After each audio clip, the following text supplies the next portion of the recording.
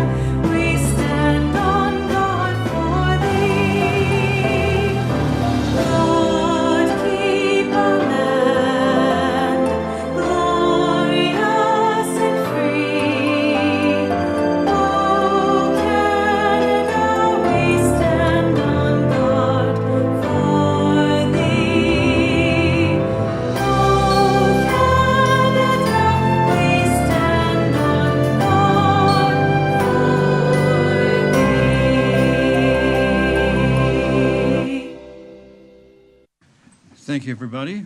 Please be seated. Madam Clerk, I understand we have no regrets for this meeting. I'm worried that you can't hear me, but maybe it's okay. That's correct. We're just waiting on one member to join. All right. Then Councillor Delic will join us in progress. Council, are there any declarations of pecuniary interest? Madam Clerk, I see none. Maybe we'll look twice.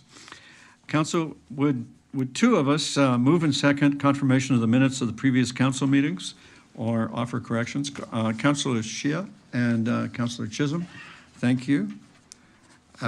Any objection? Madam Clerk, there being no objection, the minutes are approved. Now, Council, we have a packed agenda, and we have an important matter involving Oakville Enterprises. And out of respect for how hard they work for us, I'd like to bring forward their item. You have had access to their reports, and I would, if you're satisfied with those, then a public resolution is in order to approve the reports as presented. And if otherwise, we'll need to go into camera and we'll move that to the end of the meeting and make them wait. Do I have Councillor Giddings? Thank you. And I need a seconder. Councillor Longo? Thank you. Any objection? There being no objection, that's carried. Thank you, everybody. Now, on to the meeting. We need mover and seconder to resolve into committee of the whole. Councillor Lischina, Councillor McNeese, thank you. Any objection? Madam Clerk, there being none, that's carried. And that brings us to our consent items. There are 6 consent items. Council, do you want to separate any of them? Councillor Chisholm. Yes, Your Worship, 8.6, I just have a quick question. Well, why don't you ask it? Okay. It's through you, Your Worship, to staff. 1.5 million for the dredging of the harbor. Is this collection of revenue out of the tax base, or is it paid by the boaters through the dredging fees? So through Mayor Burton to Councillor Chisholm, it comes from the Storm Reserve, so it would be coming from tax-based funding from the Storm Reserve. Thank you. So there's no compensation of the boaters participating in the 1.5. No, it wouldn't be our recommendation to do that, given it was an act of God. It's something unplanned, and it's being funded through the fund that's actually set aside for that purpose. So. Okay, thank you very much. Councillor Chisholm, would you like to give us a motion to, Councillor Haslett-Deal. Thank you. Sorry, late breaking, Mayor Burton. Can you just confirm, because you said it was an act of God, so there is no insurance coverage that covers the damage that occurred? Through you, Councillor, through Mayor Burton to the Councillor, no, I don't believe this particular item wasn't covered, the dredging, although there was coverage for some of the damage that was incurred in the docks and the other infrastructure. So it's just one of those items that fell outside of scope of insurance. Okay, just wanted that clarity. Thank you very much. All righty. Councillor Chisholm, would you like to move the consent item? Yes, I move. Thank you. Councillor, is there any objection? Madam Clerk, there's no objection. The consent items are approved as presented. And that brings us to the two confidential consent items.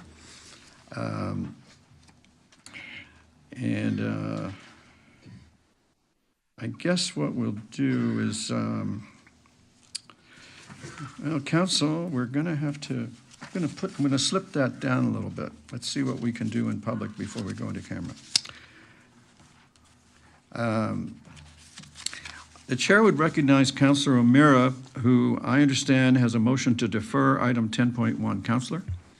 Yes, Your Worship, thank you very much. We would like to defer that for one cycle of council, just so we can figure out some logistics with the property. Thank you. Thank you. The motion's in order. Is there any objection? There being none, Councillor O'Meara, your motion carries. Your deferral is approved. 10.2 is, let's see, you've got, so council, you have a confidential report on 10.2. Are you satisfied with the report, or do you need to go into camera for it? Because if you do, we'll slip 10.2 to after going into camera for that. Anybody? Okay. So a motion that the report from the legal department be received would be in order. Councillor Haslett-Deal, thank you. Any objection? There being none, that's carried. And that brings us to 10.2.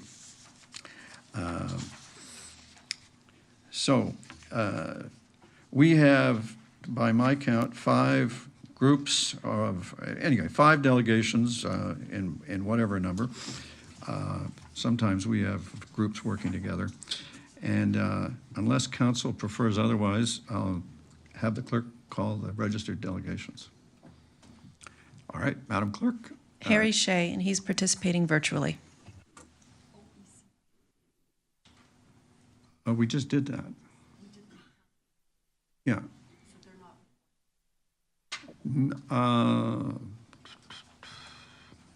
Point of order. What's the question?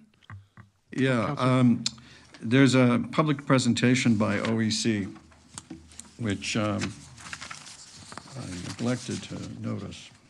It's 10:06. And that's the quarterly update. And so, yeah. Your You're Worship. right, we should do that now. Okay, thank you. All right. So we're going to recognize Rob Lister, the President and CEO of Oakville Enterprises, regarding the quarterly update. And as I understand it, Jonathan Vanderheiden has a presentation. Mr. Vanderheiden, is that correct? There he is. I can see him in the back.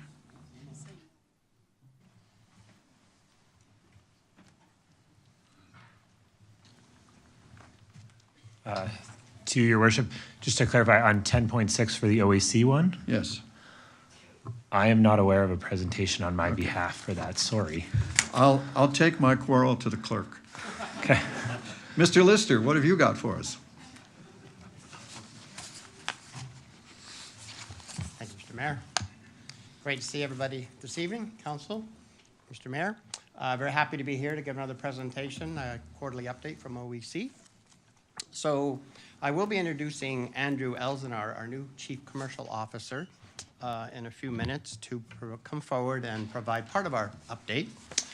I also have many representatives from OEC with me again this evening, and I'll just introduce them quickly. We have Laura Wilson, who is our Chief Financial Officer, Scott Moody, who is our EVP and Chief Energy Transformation Officer, Jeff Mocha, Chief Engineering and Innovation Officer, Sean McCoggan, EVP and Chief Operating and Strategy Officer, Bethany St. Pierre, our Director of Administrative Services and Corporate Secretary, Annie Petrin, our Director of Strategic Communications and Brand Experience.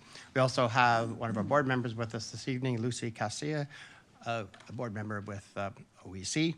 And then David Brennan should be online also participating. So In the presentation this evening, I will highlight the breadth of the business experiences of our board of directors that bring to the governance of OEC and Oakville Hydro. We'll have some 2024 highlights, and we'll speak to some of the growth prospects in 2025. We also have a brief video, an explanation on electricity reliability and grid automation in the town, as well as an overview of 2 recent outages that we experienced due to equipment failures. As well, we'll finish off with a recognition and community engagement. In this picture, this photograph captures the geoexchange drilling which occurred at the Gemini condo development at Spears and Kerr. And this building will be heated and cooled by the OEC's geoexchange system when completed. So, we're very proud and grateful to our board of directors serving the OEC and Oakville Hydro boards. This illustration captures the areas of expertise that they bring to the governance structure, faces to the names, and a sampling of the corporations they come from through the inclusion of the logos. You can see the collective broad experiences and competencies through the descriptions below each director. Very strong on finance, legal, risk, IT and cyber, administration, infrastructure, and construction, for example. As well as through the representation from our other shareholder, Enbridge, through Brian Johnson, some of the well-known organizations include General Electric, Siemens, TD Securities, and Brookfield, to name a few.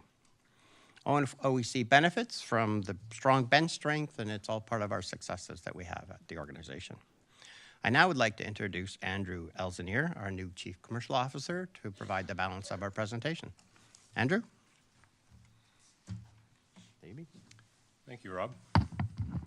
Good evening, Mayor Burton, councillors.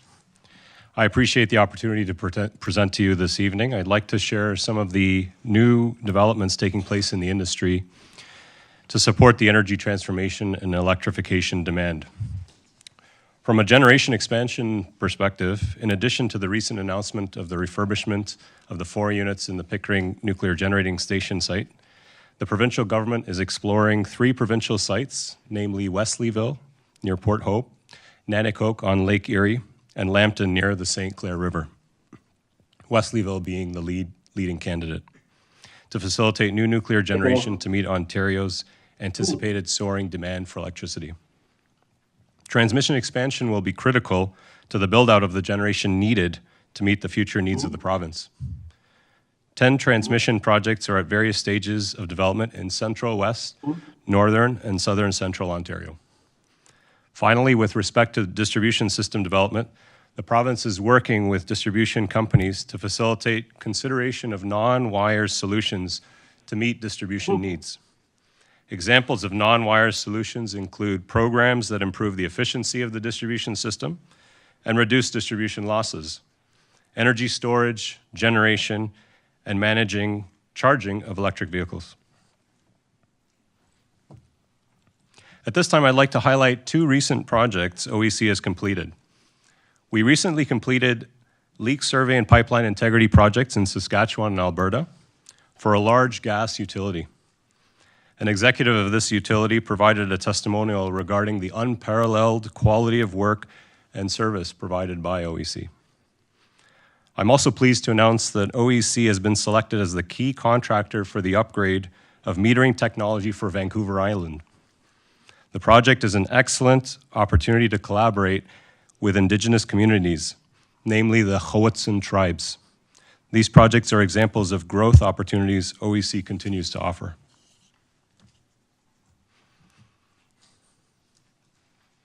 Seems the slides, yep. Thank you. Oh, back one. Yep, thank you. Nope, forward one. I can take over here. Okay, that's good, thank you. We're excited about upcoming prospective investments aimed at expanding operational reach and delivering greater value through targeted businesses, namely a transmission infrastructure business in Ontario and a technical services business in Western Canada. As we look ahead to the exciting opportunities that lie before us, we continue to track favorably towards achieving our goal of doubling our dividend payment in 2025 with a target of $12 million. Our organization continues to showcase robust financial performance and operational excellence, consistently demonstrating strength across these key areas. Next, I'd like to take the opportunity to show you a video our team has developed to help educate customers about managing outages, as well as the self-healing grid capability in the town of Oakville. Disruptions to the electrical grid vary in duration and impact. Sustained outages, which can last for hours, typically require repairs to restore power. In contrast, momentary outages are brief interruptions lasting less than a minute that may cause a quick flicker or temporary loss of supply. These interruptions might be caused by tree limbs swaying in the breeze, or even curious wildlife making contact with electrical equipment. Adverse weather conditions can also trigger these outages. But here in Oakville, we're prepared. Oakville Hydro has one of Canada's most advanced and reliable electricity grids. Our self-healing electricity network is at the heart of our reliability. This innovative technology automatically detects and resolves issues, ensuring power is restored quickly. This means minimal disruption for Oakville customers, improving overall system resilience. In 2024 alone, over 1.4 million outage minutes were prevented thanks to our grid automation. Without this self-healing technology, residents and businesses would experience longer and more frequent sustained outages. Oakville Hydro, connecting communities through sustainable solutions. Reliability of service is the cornerstone of electricity supply, and Oakville Hydro continues to trend very favorably in its reliability measures. Last year, we avoided nearly 1 million outage minutes with the use of advanced technology. Having said that, unforeseen circumstances do occur for several reasons, including equipment failures, wildlife intrusion, and weather conditions. I want to take this opportunity to provide some context on 2 recent events. The interruptions in wards 2 and 3 in early December 2024, concentrated primarily in the Kerr Village area, were caused by a failure of a high voltage switchgear shown here at the Victoria Municipal Substation. High moisture content resulted in tracking across the red line shown in the photograph through the moist air in the switchgear. This occurs when the air ionizes, allowing electricity to pass freely from energized equipment to ground, in this case from the left to the right. Tracking can result from aging equipment, condensation, and environmental factors. The switchgear is reaching its end of life, and there are plans to replace the equipment this year. On December 10th, an equipment failure occurred on a distribution pole located on Allen Street, resulting in the pole catching fire, as shown in the photograph on the left. The photograph on the right illustrates our Oakville Hydro truck arm supporting the damaged section while repairs were being made. This outage impacted 3,227 customers. 227 customers. Thanks to our advanced automation and switching capabilities, power was restored to 396 customers within minutes and to over 2,000 customers within an hour. Oakville Hydro crews worked until 4:30 in the morning to get power restored to the remaining customers. An investigation is underway to determine the cause of this incident. I'm pleased to announce that Peter Michaud, OEC's Vice President Sustainability and Chief Health and Safety Officer, was recently awarded Electricity Canada's Sustainable Leadership Award for demonstrating outstanding leadership on sustainability issues within the electricity sector. Peter played a pivotal role in shaping key sustainability programs. Congratulations, Peter.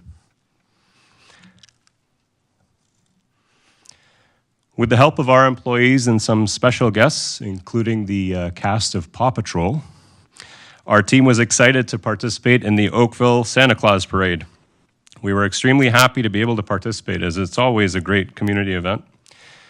Also, in collaboration with the Tiger Jeet Singh Foundation, we participated in the Miracle on Main Street Toy Drive, dedicated to collecting donated toys in support of our region's most underserved youth. We are pleased to welcome Tiger Jeet Singh Jr. himself to collect the toys for the children.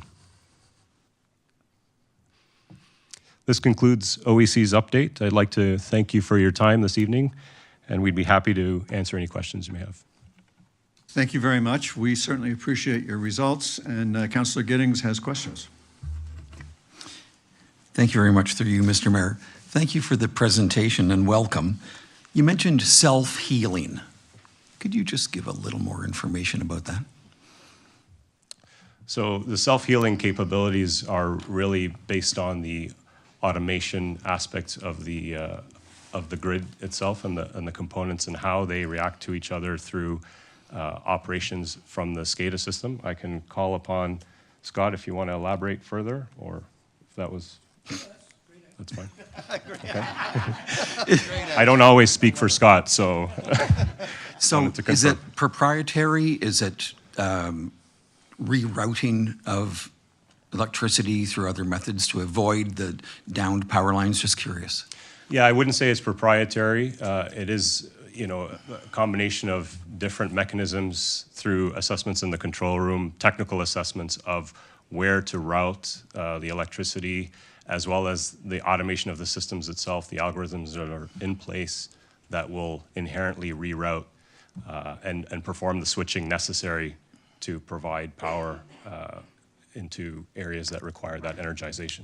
And it sounds like that's measurable in terms of reducing the downtime or the dark time. Absolutely, yes. That's Neat correct. stuff. Well, you had a number of heads looking towards you when you talked about the power failure in the Trafalgar Chartwell catchment area, Cornwall and Allen Street. So everyone has a better understanding of what occurred there.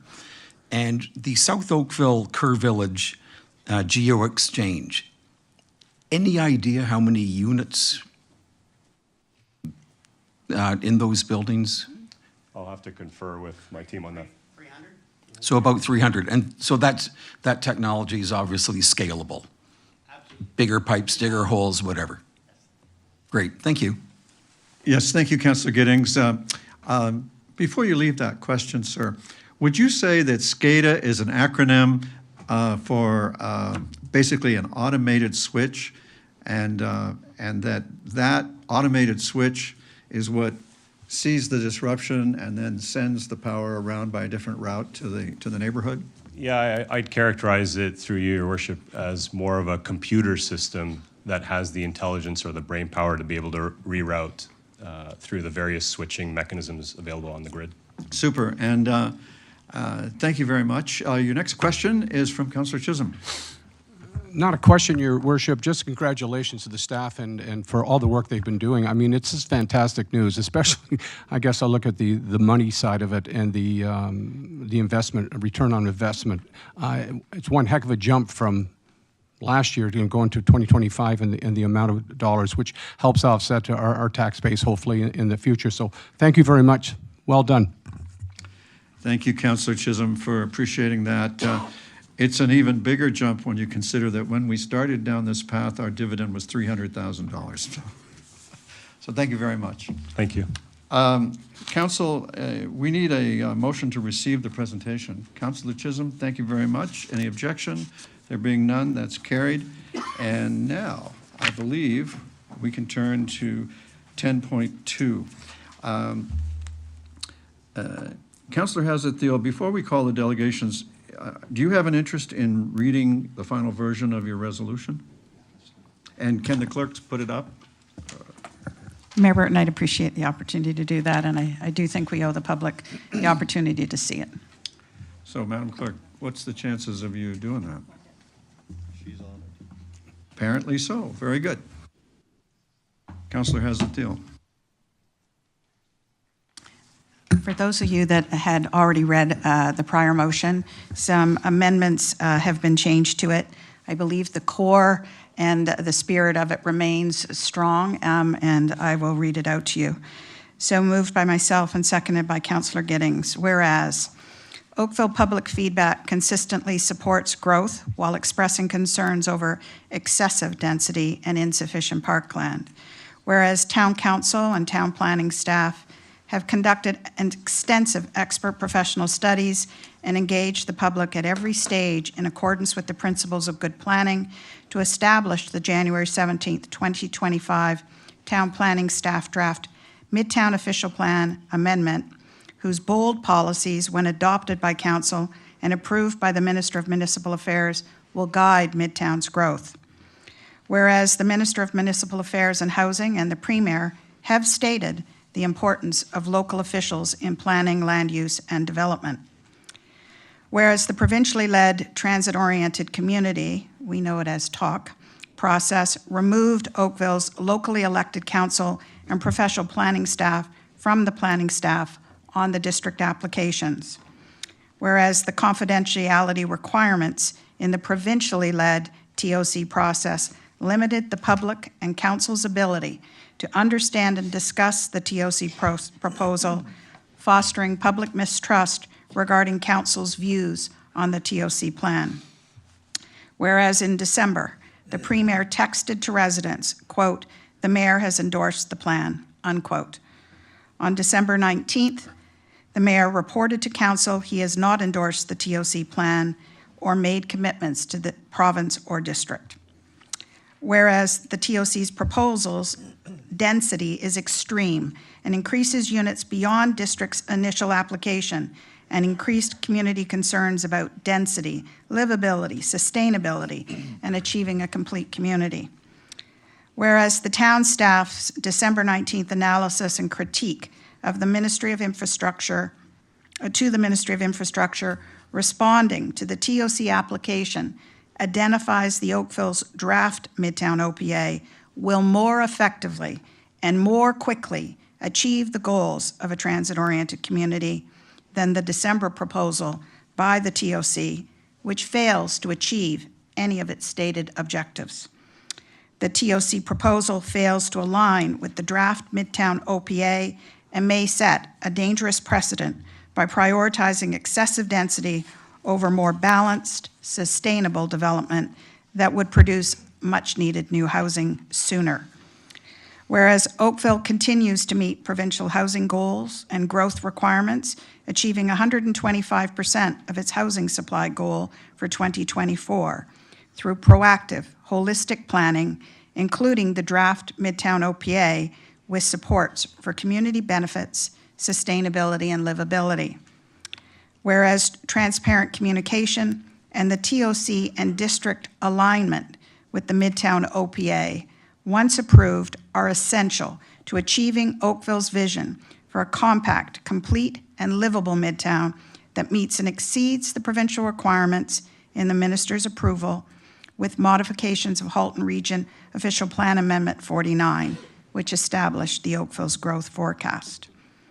Therefore, be it resolved that Council endorses and aligns with the analysis of the initial TOC proposal in December by the Oakville professional planning staff and therefore does not support the TOC proposal. 2, Mayor Burton and Council will strongly advocate to district and the province that the TOC respect and align with the Midtown OPA upon approval to support a unified planning approach. 3, Council reaffirms its commitment to an OPA for Midtown that will achieve a livable, sustainable, complete community while fulfilling provincial growth targets. Thank you, Mayor Burton. Thank you, Councillor. Madam Clerk, would you call the registered delegations? Harry Shea, and he's participating virtually. Welcome, Mr. Shea. All of us here hope that you're having warmer weather than we are. Well, I played golf today, if that's any sense of our weather. You may have lost friends with that remark. Good evening, Mayor Burton and members of Town Council. The future of Midtown has seen unprecedented levels of sustained public engagement. I believe this engagement we have witnessed even surpasses the engagement during the efforts to save Glen Abbey or during amalgamation. Our town staff, the in-house professionals, whom both council and the residents rely upon, have offered their expert assessments. Tonight, I'd like to emphasize 5 key concerns raised in their report. Next slide, please. 1, density. The TOC density of development is beyond the town's draft OPA allocation and is not justified. Next slide, please. 2, land uses. This has significant implications on future infrastructure, potentially exceeding planned future capacity for all of Midtown. Next slide, please. 3, build form.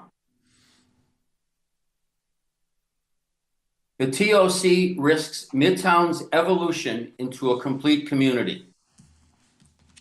Next slide, please. Community benefits. The TOC proposal relies heavily on others to provide the majority of the necessary elements for a complete community. Next slide, please. Transportation.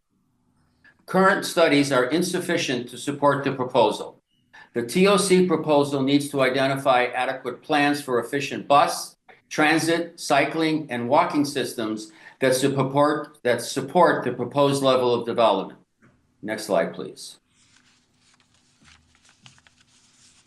In conclusion, the TOC proposal does not implement proposed policies regarding maximum density, ratio of residents to jobs, street alignments, as well as urban design direction in the draft OPA and the provision of the community benefits commensurate with building heights above as of right height permissions that are provided in the current livable Oakville plan, the Midtown Design Guidelines, and/or the draft OPA. Next slide, please.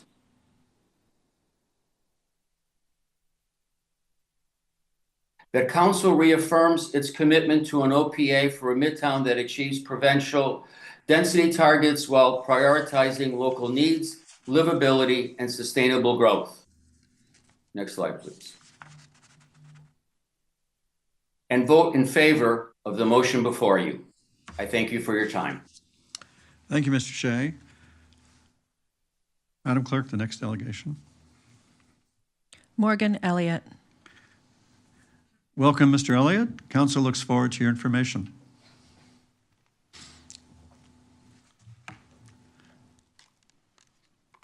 Good evening, Mayor and Council, members of Council. Thank you very much for the opportunity to speak to you tonight in support of the motion brought forward by our Ward 3 councilors. My name is Morgan Elliott. I'm a resident of Southeast Oakville area, and I'm also a board member on the JCRA, the Joshua Creek Residents Association. I'm here to relay our input about it being vital that the council and the mayor strongly and unequivocally communicate to the province that it does not endorse or support the proposed transit-oriented community in Midtown. Instead, we must ensure that Midtown is developed as a complete and livable community in line with the town's vision. As a founding member of We Love Oakville, JCRA fully supports their delegation made by them later tonight. And being a big believer in economy of words, I won't take up your full 10 minutes and just make a full, very short presentation. JCRA is here to reinforce that our association does not support the TOC for a number of reasons. First of all, it represents certainly excessive and disproportionate density.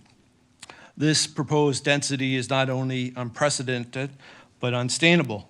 Unfortunately, the TOC fails to adequately take into consideration the density it will create, especially when factoring in other developments in the immediate vicinity, especially the buildings across the street at the corner of Trafalgar and South Service Road, or the 2 towers at Trafalgar and Cornwall, or the 16 additional towers within a short walking distance down the street on South Service Road, which I noticed in your package of information tonight is due to be rezoned or considered rezoned at your next meeting. 2, infrastructure overload. Our second point. This sets a dangerous precedent in terms of pushing our infrastructure beyond its capacity with unmanageable traffic volumes. The road network simply can't handle that additional traffic. Already, going down Trafalgar and Cornwall are becoming a nightmare in terms of traffic in certain points of the day. And as others have pointed out in previous presentations, the traffic studies already illustrate this issue in terms of the manageability. Our third point, financial burden on taxpayers. We know that excessive density translates to taxpayers eventually covering the future associated operational costs, be it the roads or sewers, the additional time, cost, and lost productivity stuck in traffic, expanded necessary services for fire, police, and EMS coverage, and even the need to expand potentially local hospital space required from such an aggressive densification. And lastly, JCRA would like to point out for the TOC in and of itself, the lack of amenities in the plan. There's no adequate outdoor spaces, parks, schools, community spaces as well. The JCRA believes in thoughtful community-centered planning, and that's why we are in support of the town's new draft official plan, which prioritizes Midtown as a livable, sustainable, and complete community. But tonight, we strongly encourage council and the mayor to unanimously support the Ward 3 councillor's motion. This is not just simply about opposing the TOC. This is not simply about opposing development.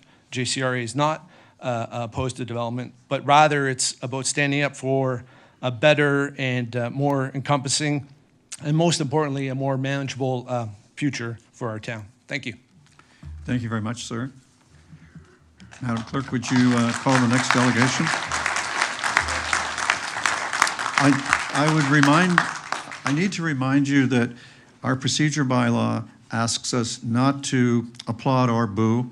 We're supposed to appreciate what we hear silently, and I would ask you to respect that. I think I've covered the reasons before in other meetings. I might have applauded myself, except for my duty to adhere to the rules. So I beg you to do so too. Councillor Hazat-Thiel? I just wanted to thank Morgan for coming to the podium, and welcome to delegating to council. Did an awesome job. Thank you. Thank you, Councillor. Madam Clerk, would you call the next delegation? Duncan Galloway. Mr. Galloway, welcome. We look forward to your information.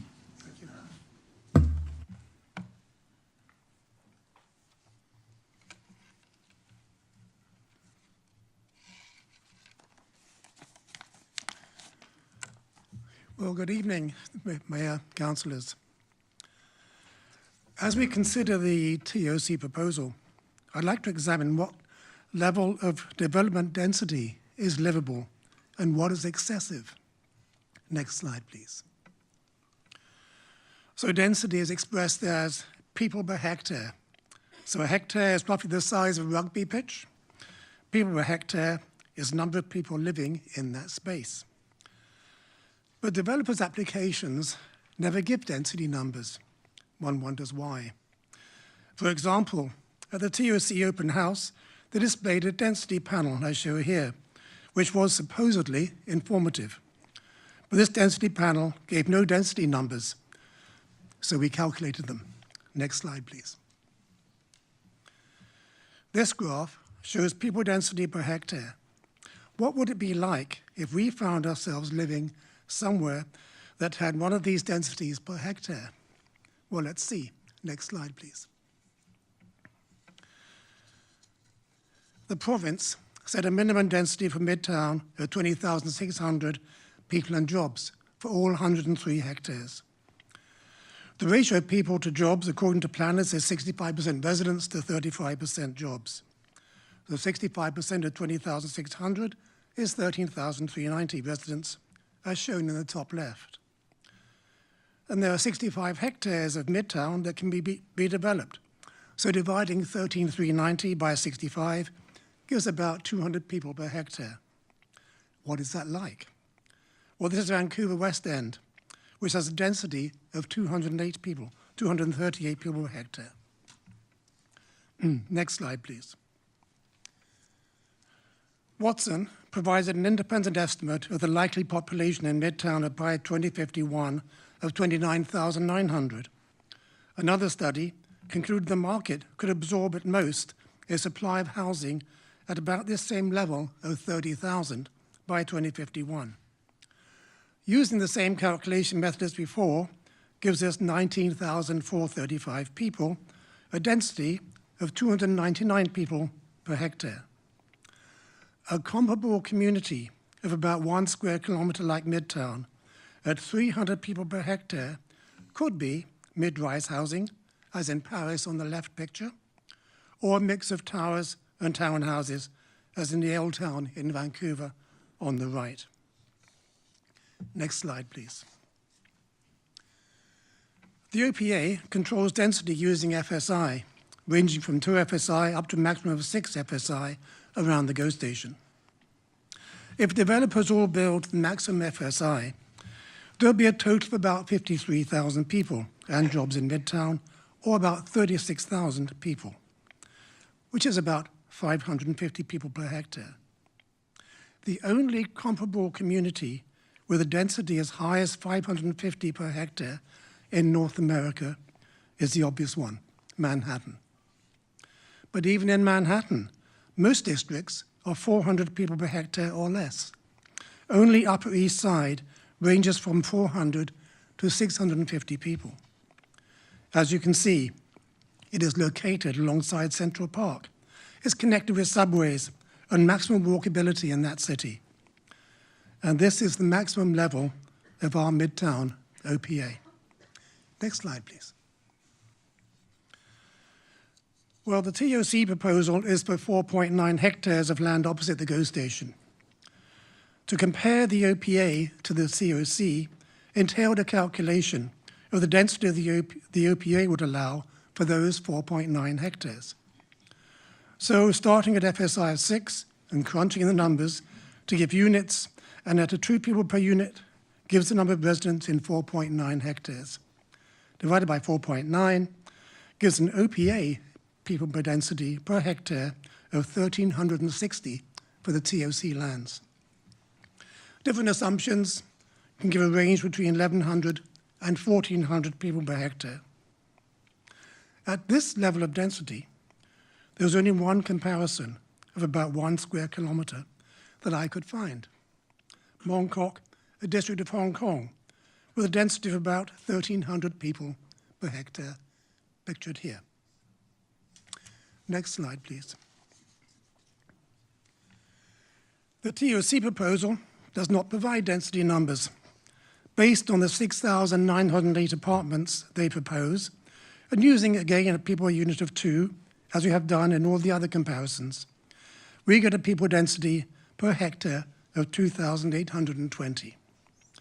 Different calculation assumptions can give a range of 2,400 to over 3,000 per hectare. I was lost for comparison. Google, ChatGPT, they all gave up. The closest ChatGPT could find in comparable density was the Dharavi slum in India at 2,700 people per hectare. So in the picture, I had to stack Hong Kong 2 to 3 times. The TOC would be well over twice the densest modern community in the world. Next slide, please. The TOC proposal assumes it's the only development in Midtown, surrounded by parks and amenities provided by others. But it's surrounded by other developers who want to build to the maximum. The graph here adds some of those developments with applications already in place. And as a thin blue line shows, they are all well in excess of the OPA maximum density. And the model shown here illustrates the TOC proposed towers in red, by this time surrounded by other developments up to the maximum allowable FSI. Next slide, please. So to summarize, even by itself, the TOC fails the test of any measure of a livable community. At almost 3 times the densest district in the world, its density is so extreme as to be laughable. In terms of the whole of Midtown, the TOC would destroy any chance the OPA has of creating a livable community. It could undermine the market for other developments. Midtown might become a concentration of extreme density surrounded by wasteland. Or the TOC will become the legal benchmark for unfettered development of extreme density across Midtown. Next slide, please. The OPA, at maximum FSI, the OPA is at the very limit of what is livable high density. It's the equivalent of dumping the densest part of Manhattan into a space sandwiched between the highway and the railway.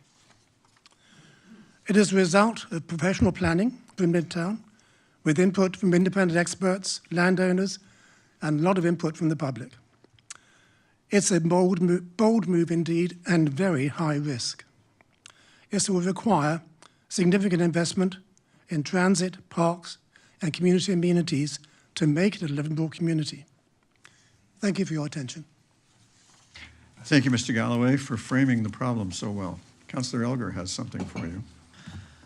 Mayor Burton, I just want to say, Mr. Galloway, you have a special talent on being able to explain something very complex in a very understandable way. I thank you, and it's the second time you've presented it to us in the last few weeks, and they're amazing. So I think people really are understanding just how ridiculous the TOC plan is right now. Thank you. Councillor Haslett-Deal. Thank you, Mayor, through you, Mayor Burton. Mr. Galloway, once again, the research and the dedication to bringing it clearly and visually to life is a gift to our community. I can't thank you enough. I wondered, I think I know the answer to this. Can we attach your slides to a letter to the Minister of Infrastructure to help ensure that she truly understands the extreme nature of the TOC? Through you, Mayor. Yes, of course. I also, actually, I wrote a paper on this, and then I extracted the slides out of the paper, so you can have both. Thank you very much, sir. Thank you, Councillor. Councillor Chisholm. Thank you, Worship. That was my question too, is with respect to an excellent report. It's very clear and it's simple and straightforward, and thank you very much for that presentation. It's well done. My question is this: I hope it gets to the right people. I know you're delegating to council, but I'm hoping that we get to Infrastructure Ontario, our MPP, the Premier, with respect to your presentation. So am I make the assumption, Your Worship, that's going to be forwarded onto the government? The government's prescribed process is for the citizens to take their representations to the TOC unit. They're in charge. And Mr. Galloway, if you haven't already submitted your information to the TOC office, I know that they solicited such input, and I hope you will. Thank you. Thank you. Madam Clerk, the next delegation. Jim Goodfellow. Mr. Goodfellow and your companion, Mr. Niblock, I believe. Welcome. We look forward to your information. Is this a duet? All right.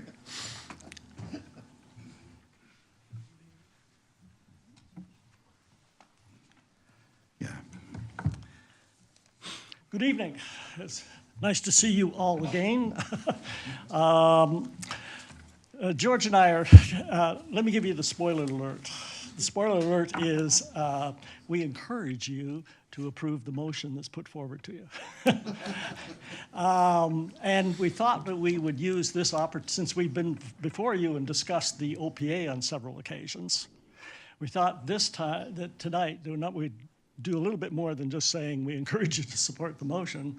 We give you our perspective on the TOC and the issues as we see that because we've been talking to you mainly about the OPA up to this point in time.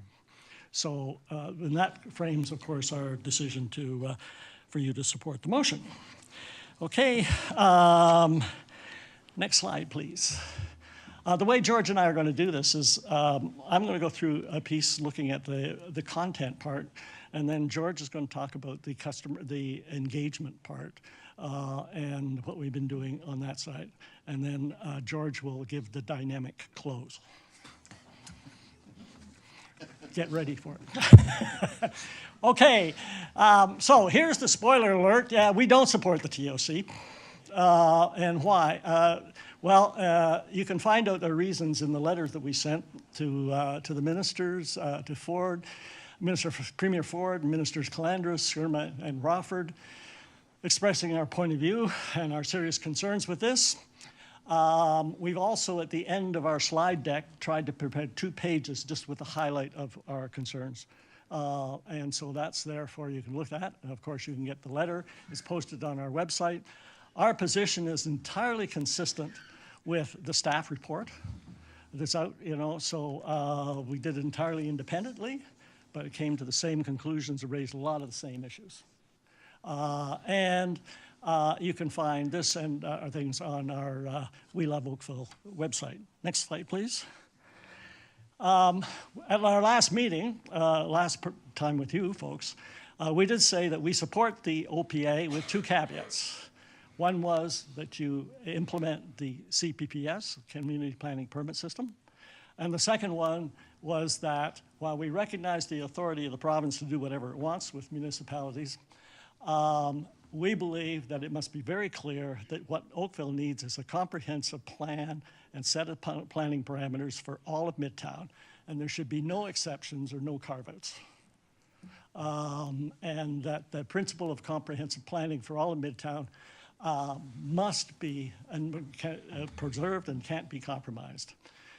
And that if you do compromise it, what will happen is you're going to create precedents for an unlevel playing field with developers. That was previously said in the previous presentation. We've already got a queue of developers that are wanting to build here. We need a level playing field. It'll undermine funding strategies necessary for infrastructures and amenities. And it promotes piecemeal planning on an application-by-application basis, which will, in effect, I think, destroy the OPA we're trying to create.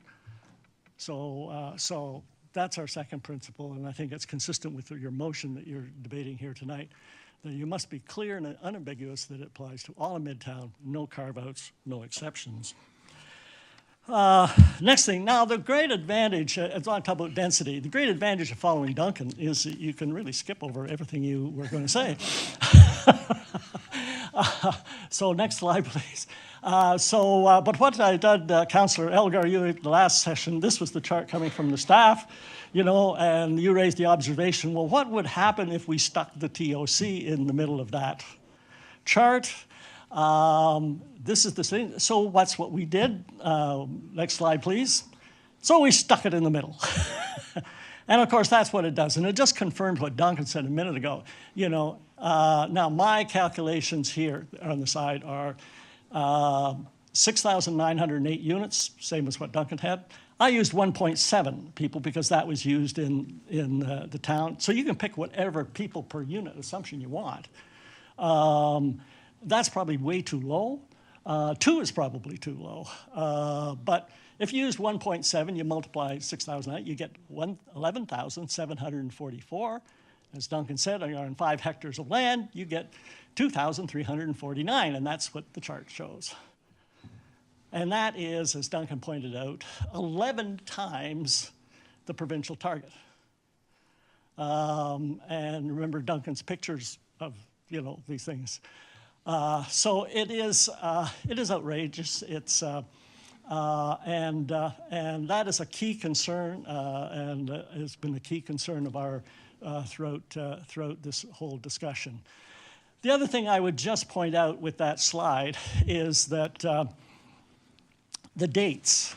The provincial target is 2031. The TOC is set in a time frame of 12 to 15 years. They expect to that. So you're talking about 2040.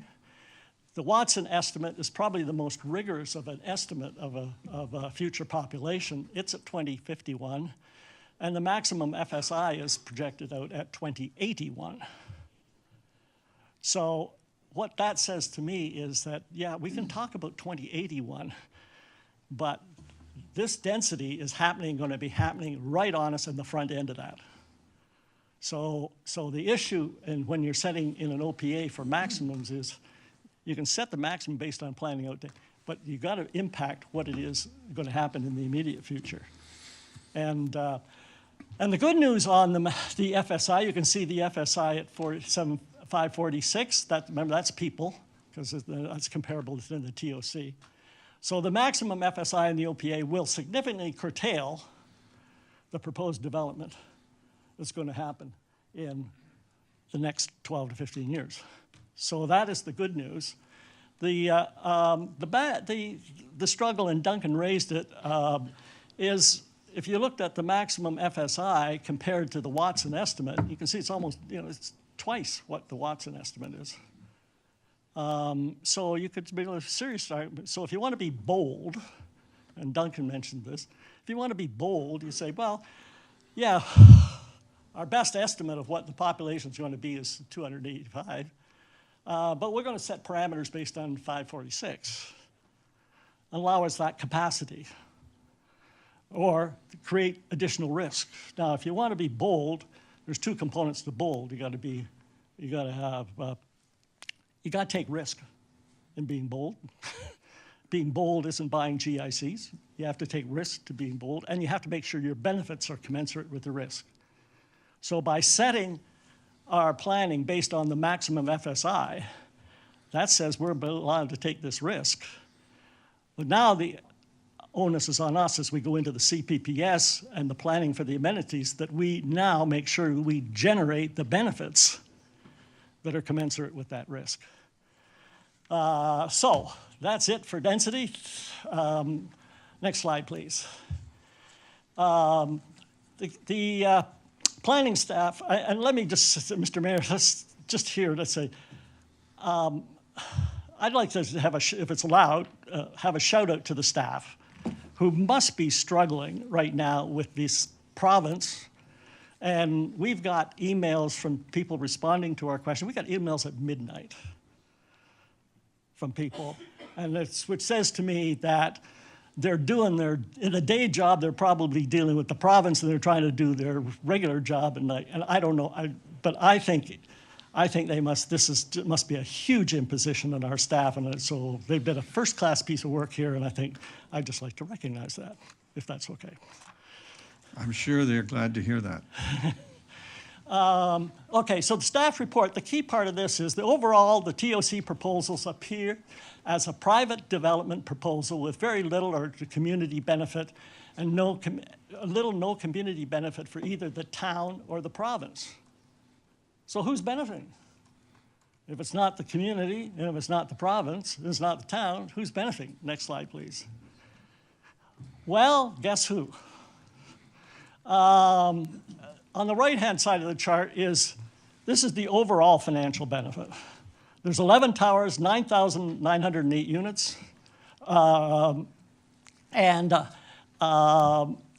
If you assume a price range for selling units, say between 500 and 800,000, George's in real estate, would that kind of be a range that seems reasonable?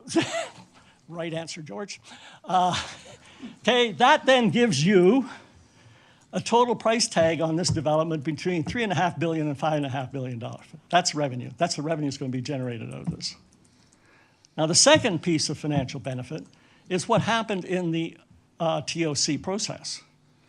Well, in the TOC process, they were awarded 6,908 units.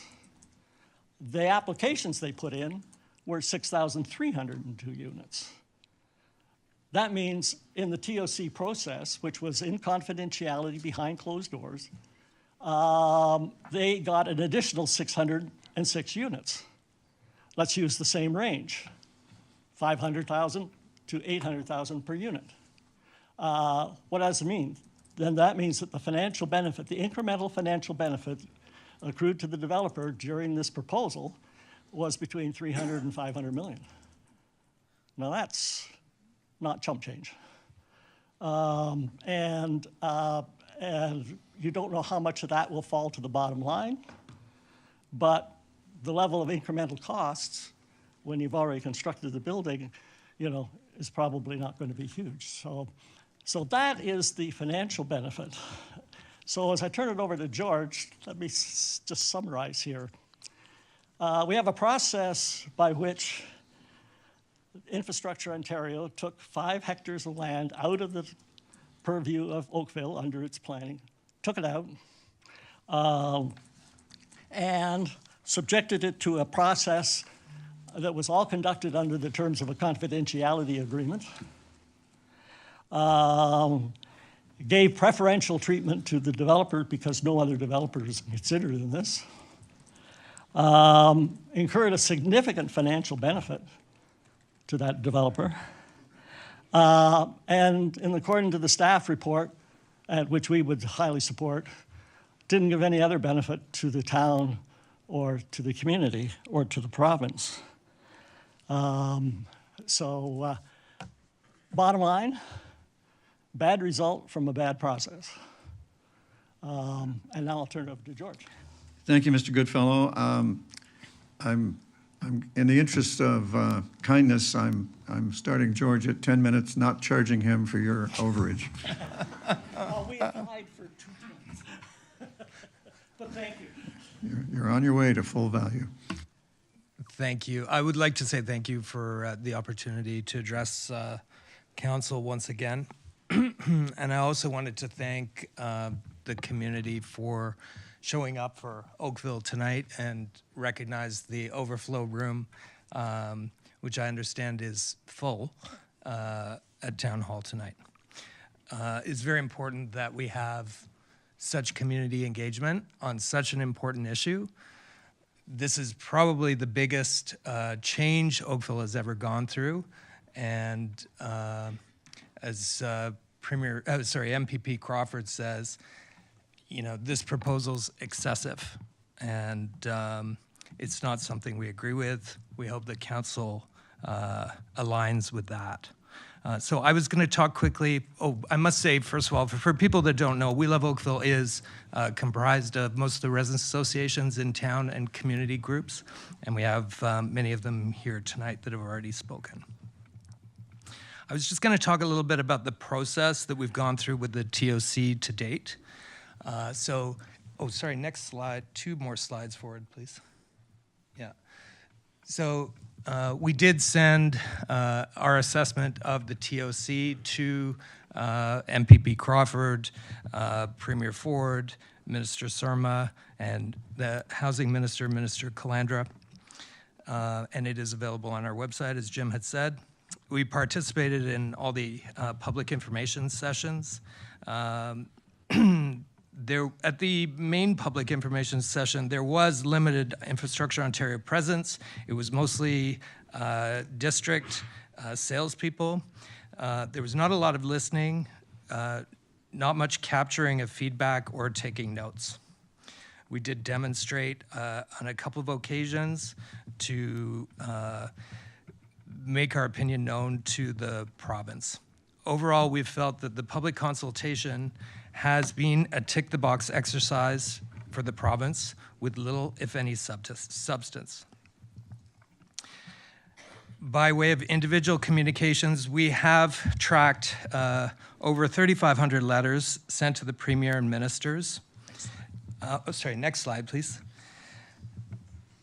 We've been very active in social media, sending thousands of text messages to the Premier with only one response, which I understand was false, that the Mayor had endorsed the proposal. The Mayor has corrected this misinformation, but we do need a strong council response and leadership on this issue. Next slide, please. Frustration, if not public outrage, is building.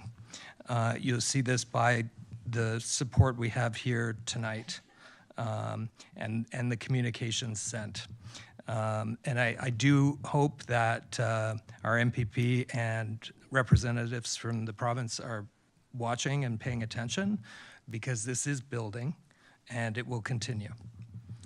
The process is destroying public trust. The tick-the-box information sessions is building cynicism, and it's starting to look a lot like a Greenbelt 2.0. We Love Oakville has begun to raise private funds and will take further action. Next slide, please. In summary, We Love Oakville does not support the proposed TOC. We Love Oakville does, however, support the draft OPA, which we believe will both meet and exceed the province's objectives and requirements. This is what we call the win-win solution. Next slide, please. Oakville's Midtown OPA is a bold win-win solution that we need to exceed the provincial mandate for Midtown and create a livable community rather than the extreme density as proposed by the developer and the TOC. We need a collaborative approach to implementation of this solution involving residents, staff, all of council, and the province to make this work. In short, we need your leadership. Let's work together and finish the job. Thank you very much. Thank you very much for your presentation, Councillor Chisholm and Councillor Haslet-Thiel. Thank you, Worship. Can we go back to slide number 9, please? I just want to have clarity for the audience on this one.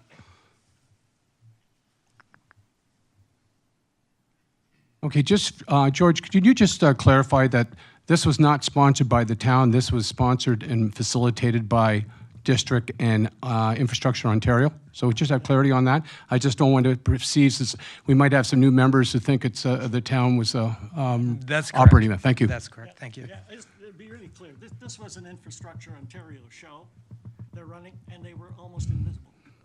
Yeah, I was there. I totally agree. I totally agree with you. I just want to make sure it's clear with the audience and which side of the fence we're on here. Yeah.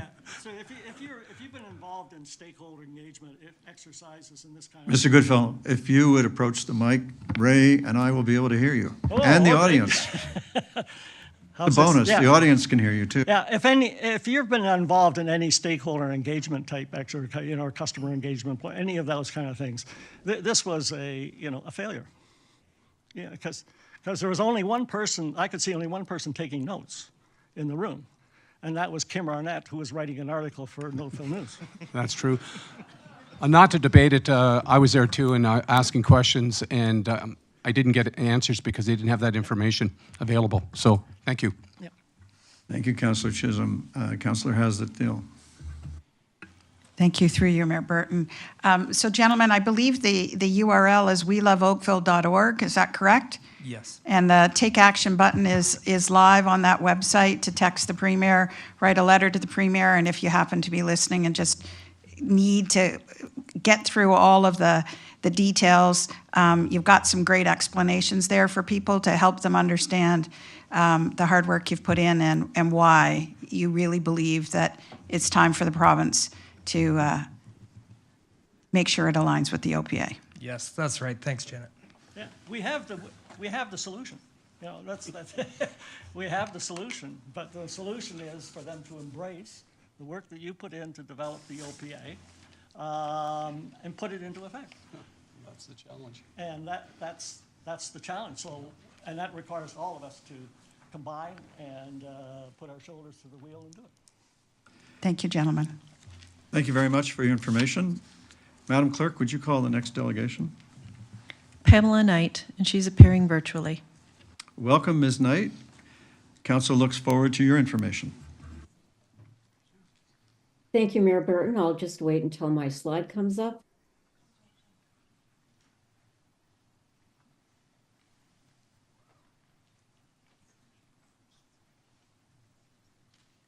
Thank you, Mr. Mayor, members of council, for the opportunity to speak with you this evening.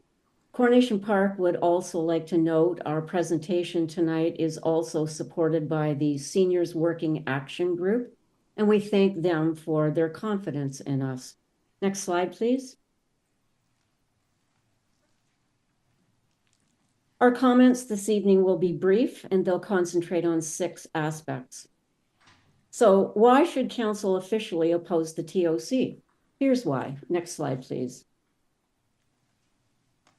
The people who work for you and with you have stood up and opposed the TOC.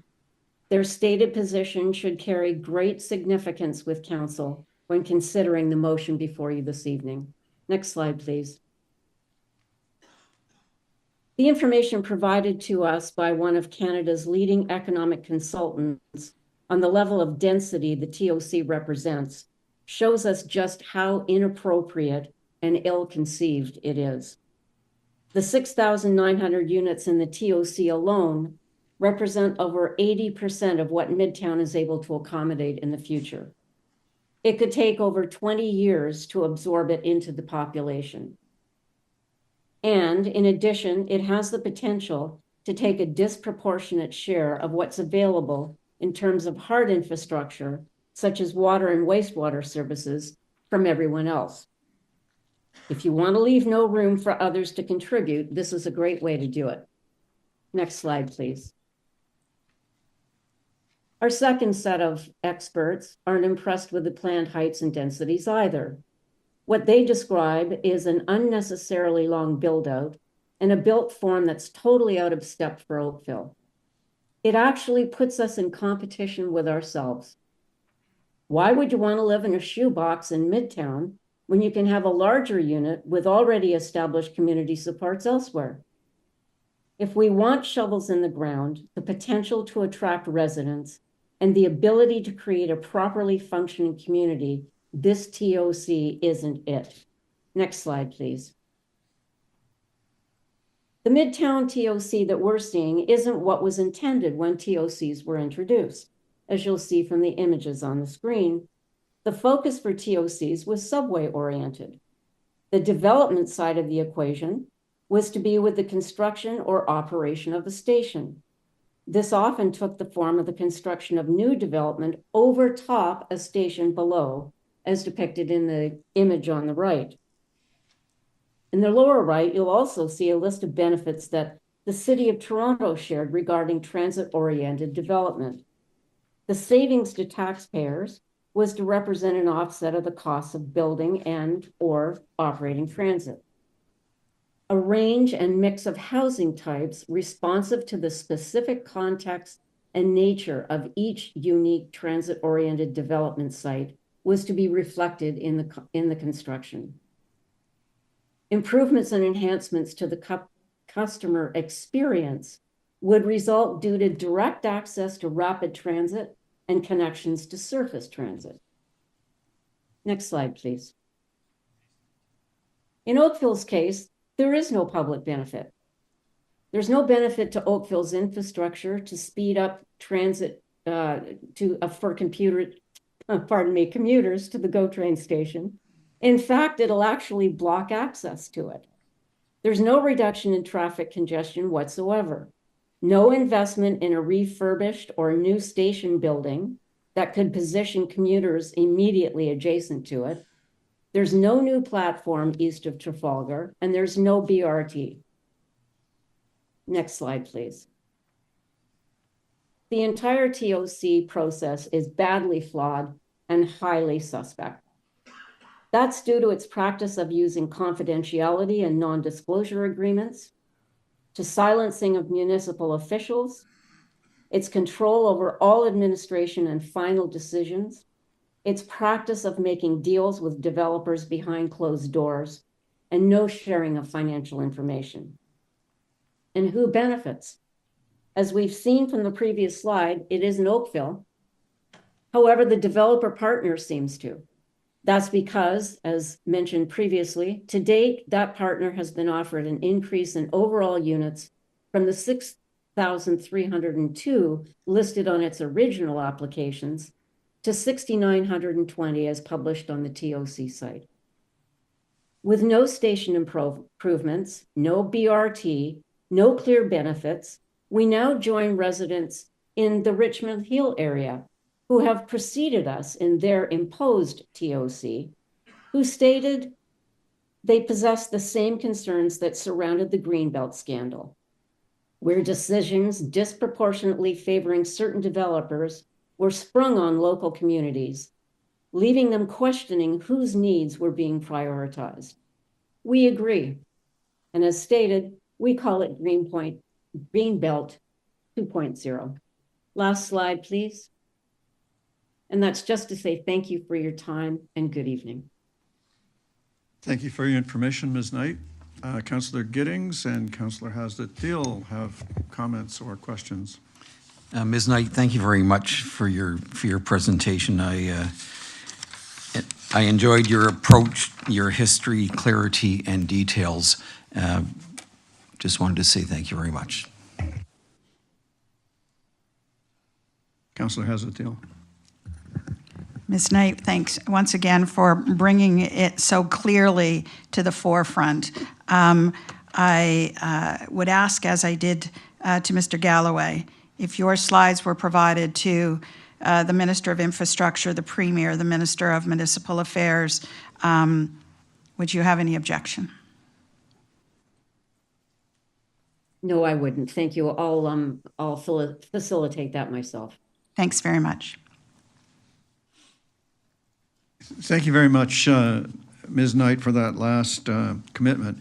I do believe that that will have a way of multiplying the impact of the community's information instead of funneling it all through council. After all, council has been dealt out of this process by the provincial government in favor of hearing from the public. Madam Clerk, are there any more delegations? No, we do not have any more. Are there any members of the public here who'd like to offer additional information for council's consideration? Hello.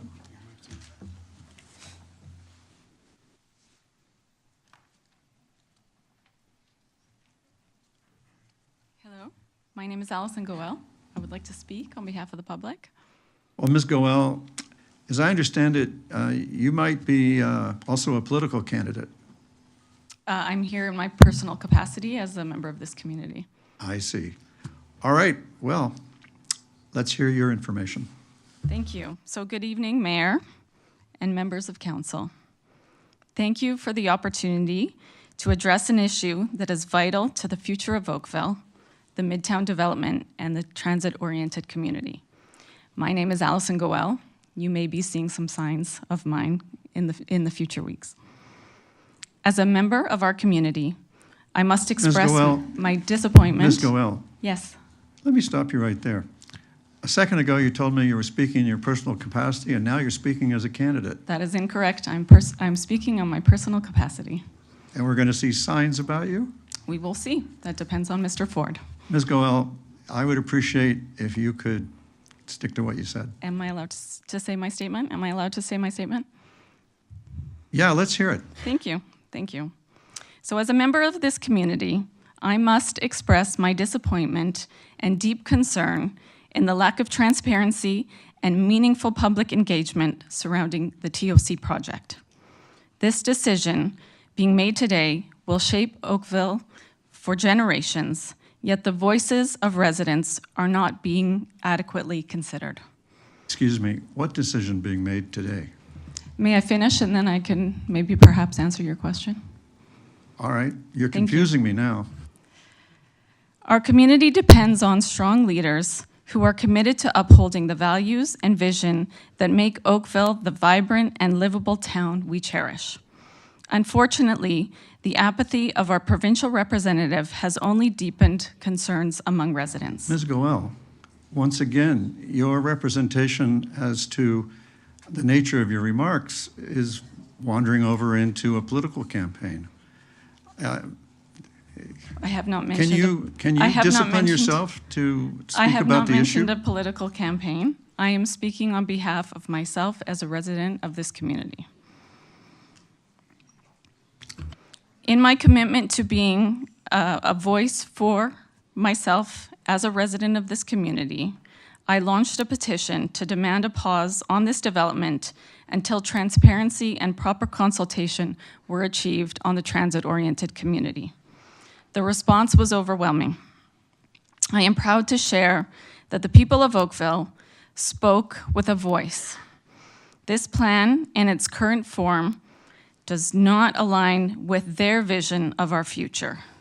We need more housing, but the province needs to consider the other important infrastructure needs, such as hospitals, roads, transportation, and education, just to name a few. Oakville prides itself on livability, and this would not be possible with the currently imposed plan of the transit-oriented community in the Midtown area. The feedback is a resounding rejection of the government's current direction and a clear indication that the people of Oakville deserve better.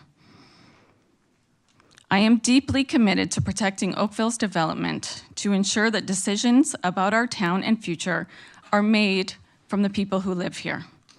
This is about preserving what makes Oakville special while planning responsibly for growth that benefits everyone, not just developers. I urge this council to join me in advocating for a development process that prioritizes transparency, accountability, and the well-being of all Oakville residents. Together, we can ensure that Midtown becomes an asset to our community and not a missed opportunity. Thank you. Thank you for the time and trouble you took to put that together and bring it to us. Councillor Lischina. Excuse me. Thank you, Your Worship. Thank you very much, Allison, for coming and speaking. And I appreciate that you're speaking in your personal capacity. You did mention that you might potentially be a candidate in the future election. So I just wanted to make sure that I understand. In the fixed housing and affordability and availability on the website for the Liberal Party here in Ontario, simplify planning rules and streamline approvals, there's a point that says encourage building high rises around major transit stations by removing height limits. And I'm glad to hear what you said in personal capacity. If you are a candidate down the road, are you supportive of that? We are very supportive of growth. So may I just actually answer the question? I believe the document that you were referring to isn't the Ontario Liberal policy. It was a document that was presented and provided on the website for Bonnie Crombie's leadership. Is that the correct document that you're referring to? That's right. So not Ontario Liberal policy, just so we're clear. So has the leader changed that policy? So we have come out with a housing policy. It's not exactly the same that you are, of the one that you're mentioning here. Just to clarify, we are for growth. If I'm now speaking on behalf of the Liberal Party, if that is allowed, we are all for growth. No? Okay. Sorry. Thank you for your question. No, I think it's important because I'm really glad you're speaking as a resident, because I think all of us are speaking as residents, but we're also part of council, which, again, we all have a problem with the TOC. I just want to make sure that if we hear down the road that this party also is removing heights, no limits in heights, that's out there, and I want to hear from you what you would say. So I think that was a resounding no, that I'm not able to comment on official Ontario Liberal policy. Thank you very much. Another one of our rules in favor of, responsible, grown-up, decorous meetings is we don't heckle, we don't interrupt, and we that audience participation is over the line. Please, let's rise to the Oakville level of behavior. Thank you. Ms. Gold, thank you very much for joining us tonight. Thank you for your time. Councillor Elgar, I'm sorry. Remember, I just had a question. Whether if staff could tell us just how many people are in the building tonight. I'm just curious how many. I heard there's an overflow room also, and I was just wondering if there's have any idea how many people are here tonight at this meeting. That's all.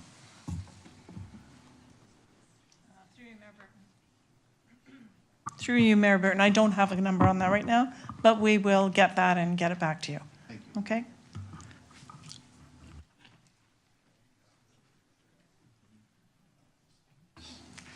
All right, I'll restrict it to table then.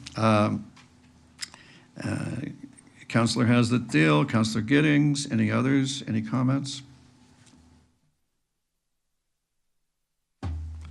Councillor O'Meara. Sorry about that. I thought that was a speaking order. I apologize here. I put my hand up. I just want to thank Councillors Haslett-Deal and Giddings for bringing this forward, and for all the residents for coming out as well. It is a very difficult thing here to do what the province is asking us to do, to set goals, to set housing policies, and then turn around and have the rules of the game changed on us. And I think that's what the frustrating part is on this. So I thank you for outlining that, and I thank you for putting that forward. And it does impact everyone across Oakville here as well. So it's an important piece that not just impacts Ward 3 and Ward 5 and the bordering areas, but everywhere. As Councillor McNeese and I have a transit area as well in Bronte and up and down the line as well. So I think it's important that we all understand the rules of the game that we're playing with here. You might not agree with them, you might not appreciate them, but if we're clear about what those rules are, then at least we understand what we're doing. And when those rules change, I think that's time for pause. And I do appreciate that for bringing this forward. And I would ask for a recorded vote, Your Worship, when the appropriate time is there. Thank you, Councillor. Councillor Hazard-Thiel. Thank you, Councillor O'Meara. Through you, Mayor Burton. So I want to begin by just thanking so many people to take time out of their schedules to show that this isn't a minor issue. This is a major issue. And that your time's valuable.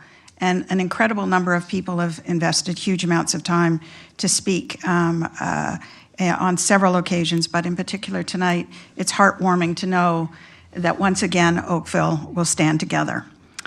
So when you think about our history, I mean, we've had threats to livability before. A power plant comes to mind. Glen Abbey's, some concerns there, what happens in different neighborhoods.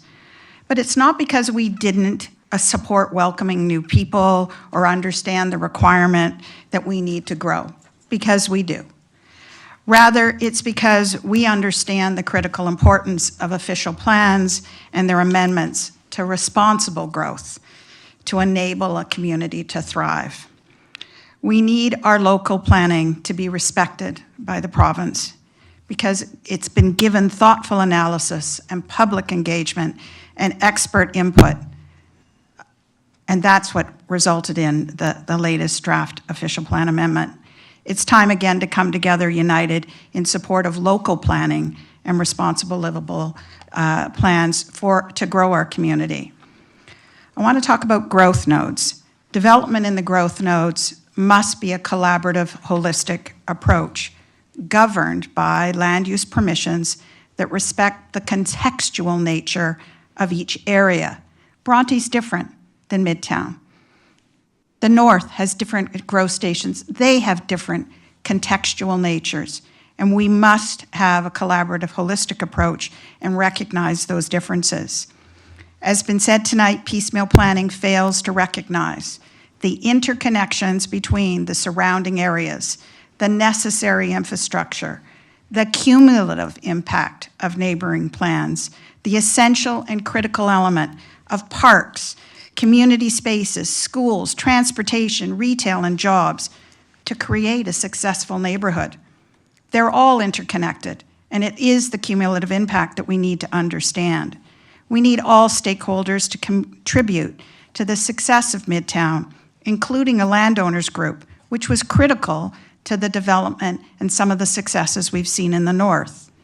Satisfying the desires of one is simply not good planning.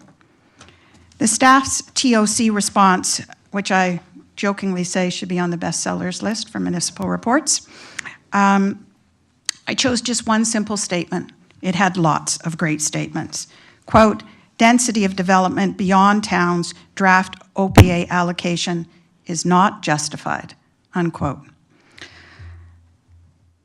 I ask all of you tonight to stand united, to support our collective commitment to the future livability of Oakville, and to fulfill the aspiration that is actually in the provincial planning statement. It says, quote, above all, Ontario will continue to be a great place to live, work, and visit. We're all Ontarians, all enjoy a high standard of living and an exceptional quality of life, unquote. We ask nothing less than land use permissions that will deliver that for the future residents of Midtown. Let's advocate as strongly as possible, as effectively as possible, that the path forward is the new draft OPA it will benefit stakeholders, it will build homes faster, and it's clearly the right thing to do. Thank you. Thank you, Councillor. Councillor Giddings. Thank you, Mr. Mayor.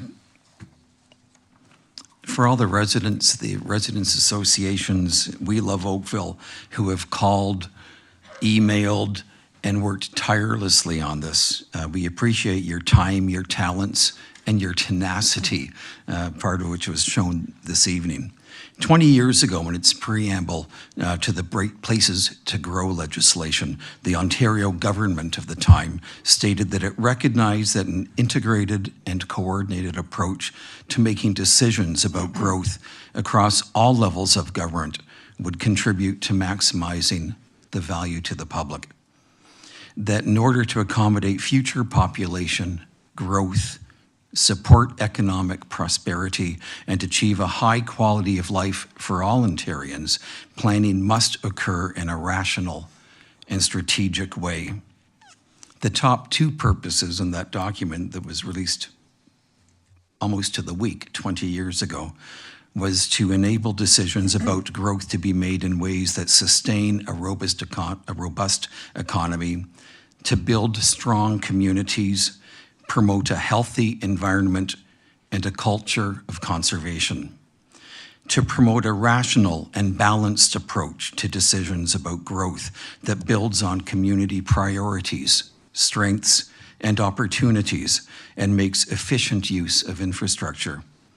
Councillor Hazett-Thiel and my hope has always been and continues to be that Midtown will be a livable, complete, successful community where people will want to live and be proud to call home. An Oakville OPA, not a TOC, is the path forward. Thank you. Councillor Giddings, thank you. Councillor Elgar. Thank you, Mayor Burton. Through you, I'd just like to thank staff for what they have been put through in trying to get this done, where they're actually, it's like trying to have a fight and your hands are tied behind your back. I want to thank also the public, the citizens that have come out. I won't name anybody because there's just too many of you. And you've spoken out and you're not giving up. And especially the real heroes here, there's two councillors here, Janet Hazett-Thiel and Councillor Giddings.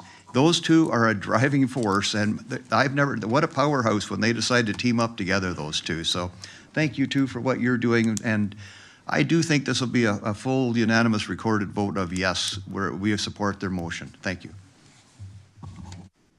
Thank you, Councillor. Anyone else? Well, before Madam CAO. Mayor Burton, just in response to Councillor Elgar's question, there's about 100 people in the atrium and about 150 people in the council chambers. Thank you, Councillor. Thank you, Madam CAO. Before I call the vote, I want to frame the role of this resolution for the public. The resolution reflects the fact that your council got dealt out of the planning process for this application because the province decided that we were taking too long in public consultation. And generous public consultation is a hallmark of our community. Knowing why this happened makes me hope that you will share your detailed comments on the details of the TOC proposal with the district company, the applicant district, and the TOC. It's fine to tell the Premier and the Minister and or the ministers, but the agency that we need to persuade as a community is the district, the applicant district, and the TOC. So I hope you have not been shy about those two as your targets. I would say that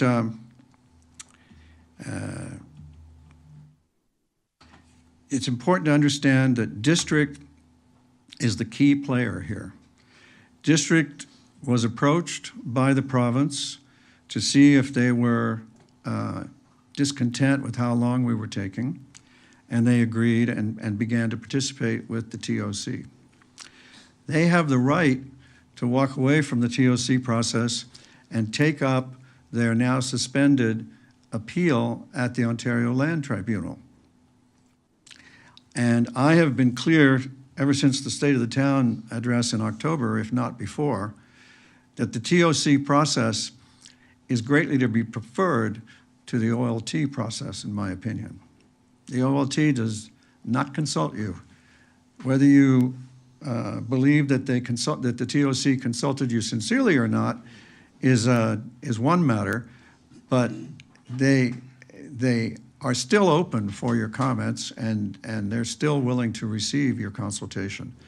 And I would suggest to you that the sooner the better is the measure that you need to think about. So with that, I'll turn it over to the clerk to conduct, or no, I won't. Councillor Hazlett-Thiel wants, I was trying to have the last word here, but away you go. Mayor Burton, thank you for clarifying the importance of district coming to the table and doing what, accepting that the OPA provides them with a generous amount of density. They will be, which would work in holistically with the overall plan. So it is, as you point out, a choice that they have, and perhaps even though some of us have tried, your words may persuade them. What I want to pick up on is key players. The intention of this motion is also to convey that you are a key player. You have led before campaigns of advocacy that have enabled this community to have a great sense of pride in its livability. And you have the connections and the contacts to do what I believe needs to be done, as well as everyone here, I believe. And so I look to you and recognize you as a key player. And your advocacy needs to make a difference.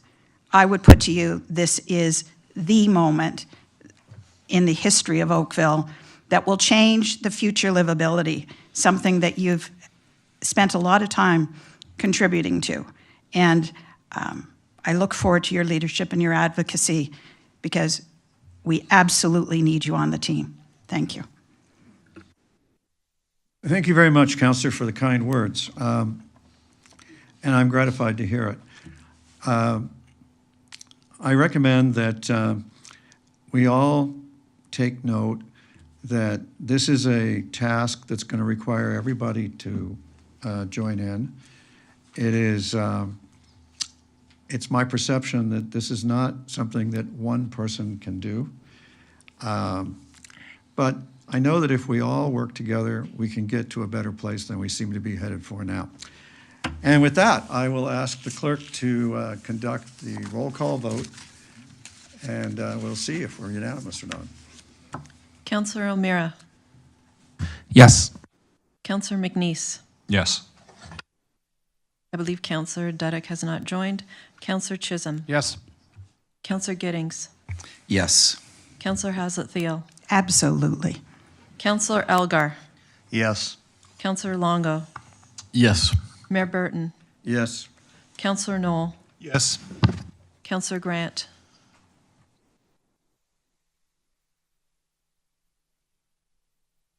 Yes. Councillor Adams. Yes. Councillor Lischina. Yes. Councillor Nanda. Yes. Councillor Shi. Yes. And that is unanimous. Thank you, everybody. Council, I would be happy to offer you a 10-minute recess for a bio break and a drink and whatever you need before we resume the meeting. And that may permit those who do not wish to enjoy the rest of the meeting with us an opportunity to leave in an orderly way without disrupting the meeting. We are in recess and we'll be back in 15 minutes.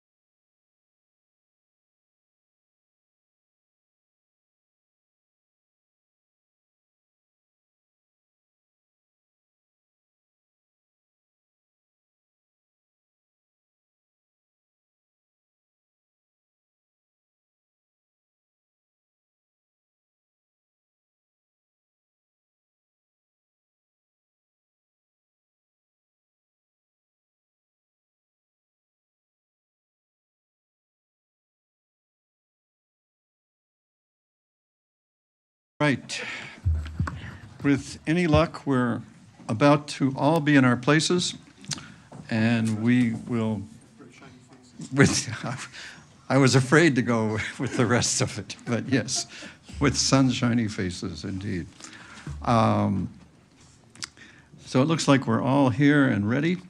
Madam Clerk, have you had any success with getting the counselor hooked up?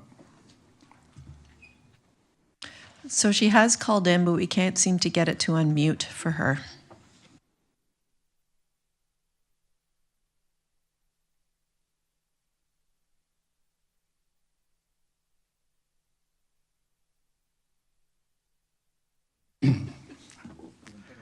All right, council is resuming its session, having had a brief recess to facilitate the movement of people.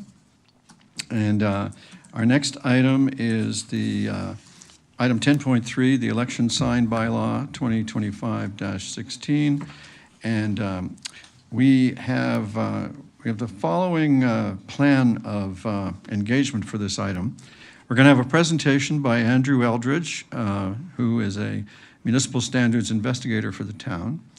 We're going to receive delegations from the two registered delegations that we have. And then before council makes a decision, council is going to go into camera to receive advice from the legal department that's covered under the permissions of the Municipal Act to be received in camera. Let me just ask, unless no member of council wants to or needs more than you have in your report. So I'm seeing no objection to that plan, so that's what we'll do then. Councilor O'Meara? Sorry, I didn't mean to, Your Worship. My hands down. Alrighty. We're nothing if not flexible here. All right. In that case, let's welcome to the podium for the first time Andrew Eldridge, and let's look forward to his presentation.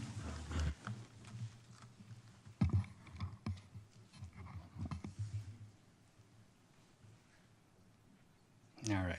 Good evening, Mayor Burton, members of council. Andrew Eldridge from Municipal Enforcement Services to bring forward a report prepared by staff on the proposed election sign bylaw for council's consideration. As you did mention, there is a confidential report on this evening's agenda regarding election signs. Next slide, please. A notice of motion respecting election sign regulations was presented to council for consideration at its meeting of January 30th, 2023. This notice of motion was referred to staff to undertake community consultation and report back, including legal advice on the existing bylaw regulations and availability of election signage, and options to further regulate and prohibit election signage, including third-party election signs on public property, and the resources and the cost of implementation, and that the public or the information provided to the public and council be received. The election signs are currently governed by the Sign Bylaw 2018-153, which can be difficult for candidates and members of the public to navigate the Sign Bylaw to find election sign regulations.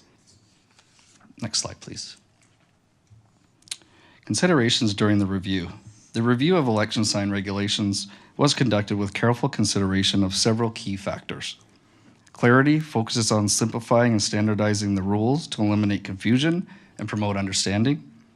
Fairness to ensure that all candidates, registered third-party advertisers, and referendum committees have equal opportunities to display signage. Enforceability ensures that the bylaw is practical and can be applied consistently to address non-compliance effectively. Safety prioritizes the protection of pedestrians, drivers, and the general public by minimizing potential hazards associated with the placement of election signs. Next slide, please. Before developing the proposed election sign bylaw, Election Services sought feedback from Oakville residents on the use of election signs within the municipality. An online questionnaire was made available on the town's website for 21 days in March 2024, which is attached to the report as Appendix D. Notification of the questionnaire was shared with candidates from the 2022 municipal election, including those running for Oakville Council, Regional Chair, and school board trustee positions. Riding associations for provincial and federal parties were also invited to participate. Enforcement Services received and reviewed 317 responses to the questionnaire.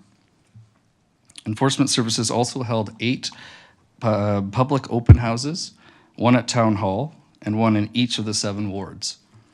The open houses were advertised through several methods: members of council, website updates, all valid residents associations, and all business improvement area associations. During these sessions, attendees were invited to provide feedback on specific questions related to election sign regulations. 9 members of the public attended the open houses. Next slide, please. When respondents were asked about the election sign concerns, the results of the questionnaire indicated that 73% of the respondents indicated they consider election signs as visual clutter. 55% of respondents indicated they consider election signs as a distraction while driving. 37% of respondents indicated signs are a necessary part of the democratic election.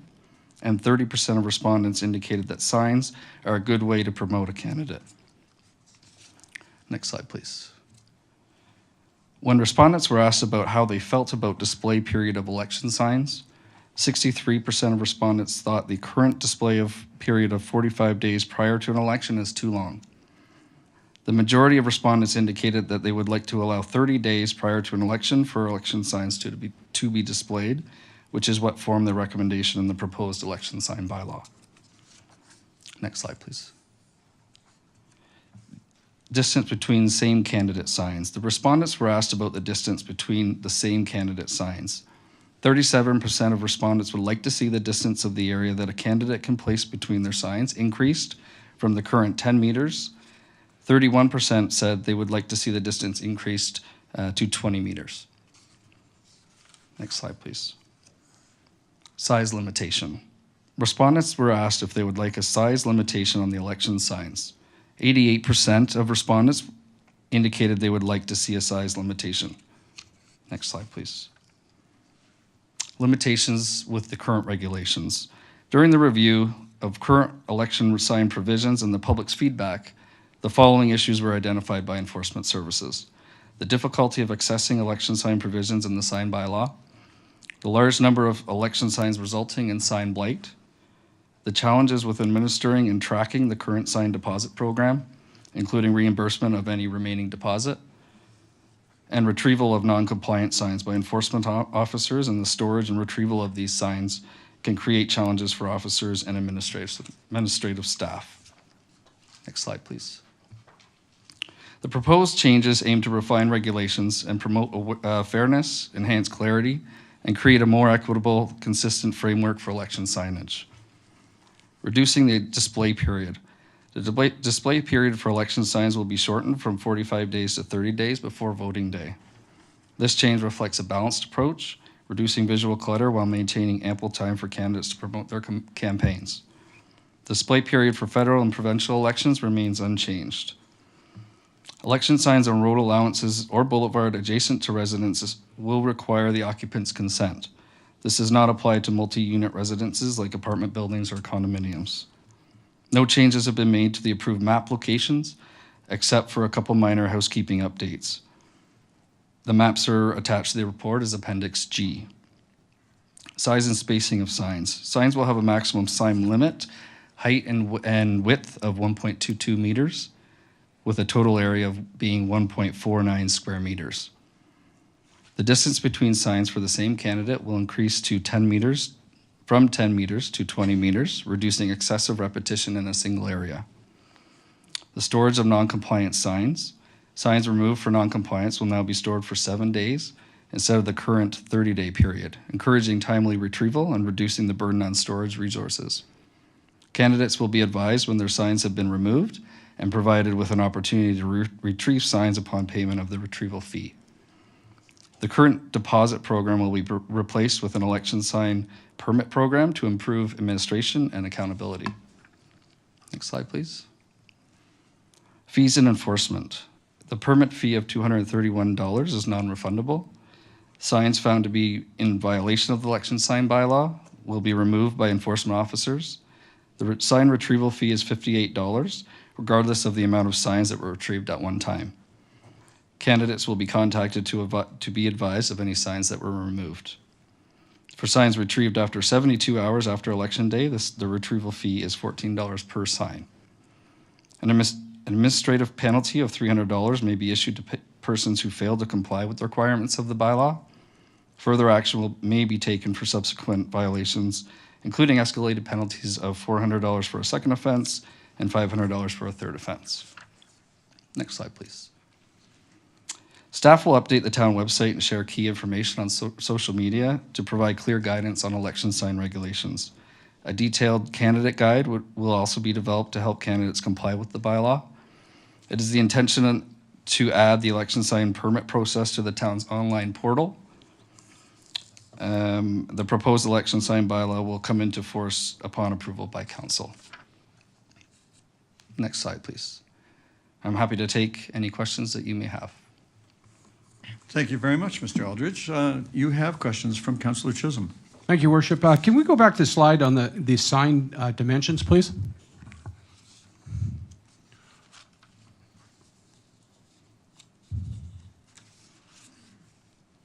Okay, the side, whoop, I think you went by it.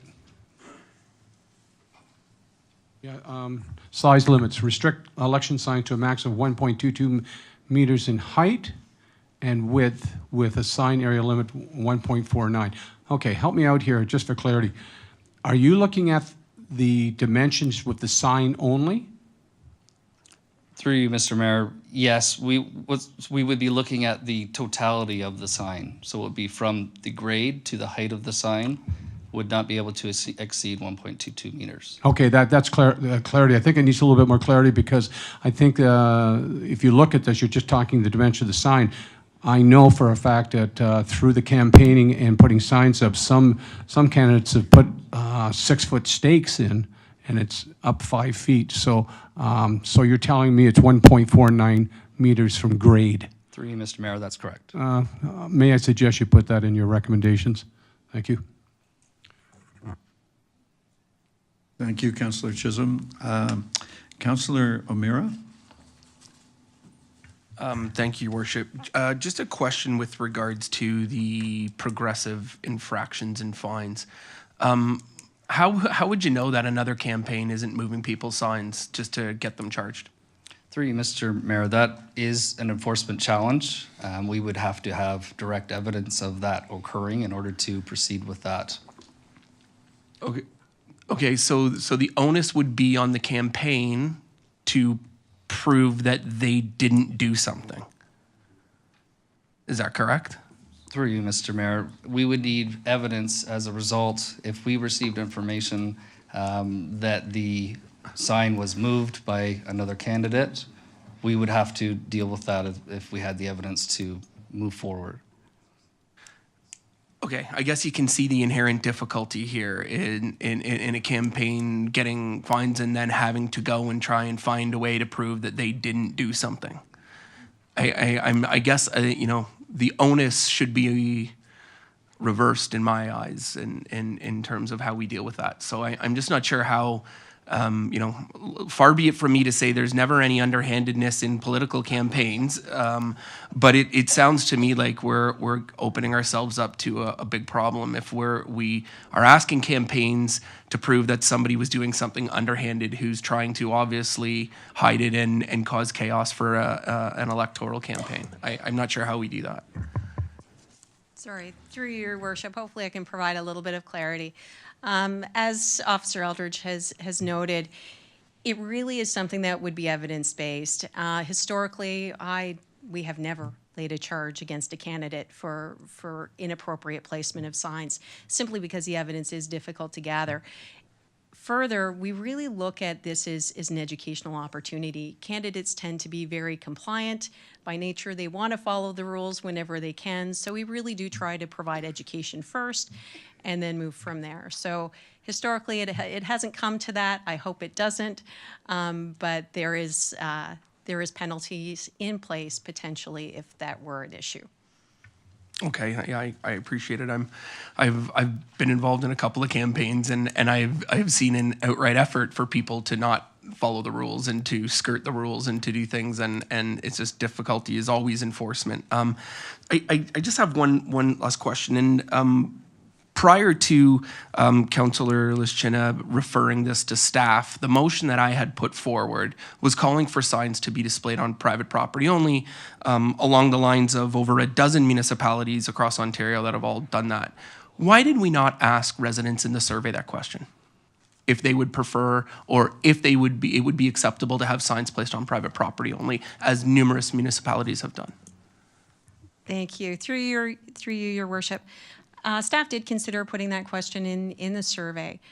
It was upon receipt of advice from our legal department that we really reconsidered, and perhaps that's something that can be discussed further as part of the confidential discussion. Thank you for that. Thank you, Your Worship. Thank you, Councillor. Councillor Nanda. Thank you, through you, Mayor Burton. Thank you so much for the presentation, for coming in today. Councillor O'Meara asked a couple of my questions, but I did have a question in terms of enforcement. And do you have any support from regional staff from Halton in terms of if signs are put on regional roads? I think there was some conversation last time about who actually enforces the regional roads and who would be required to take those signs off.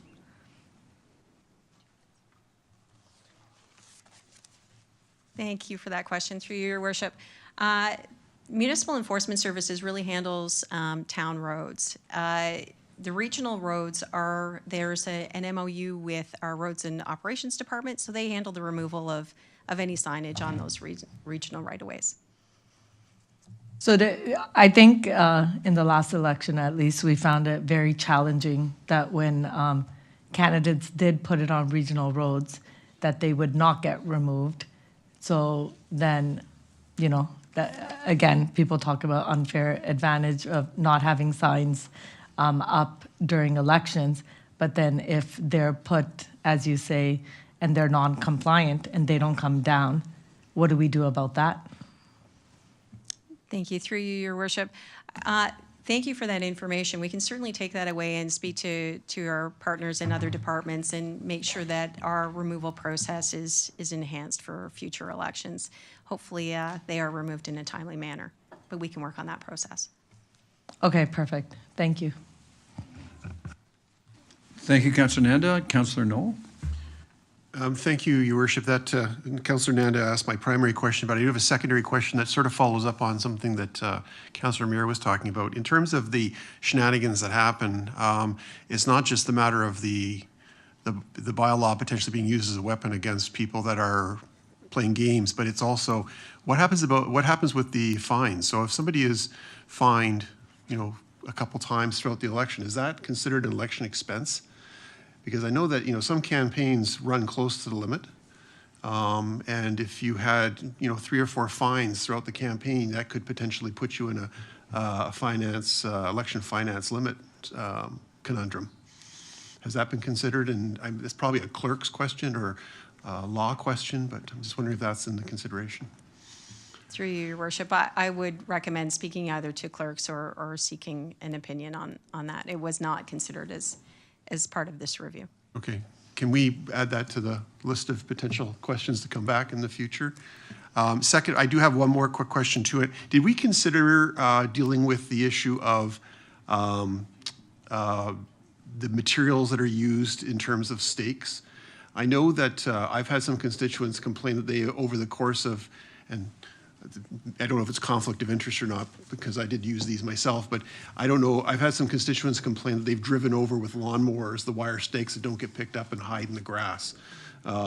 Do we consider putting any restrictions on the use of different types of materials for lawn sign stakes? I know we used to have a rule against T-bar, because those were extraordinarily dangerous, but I'm curious about like those little wire frames that you put the bag over, if that was considered.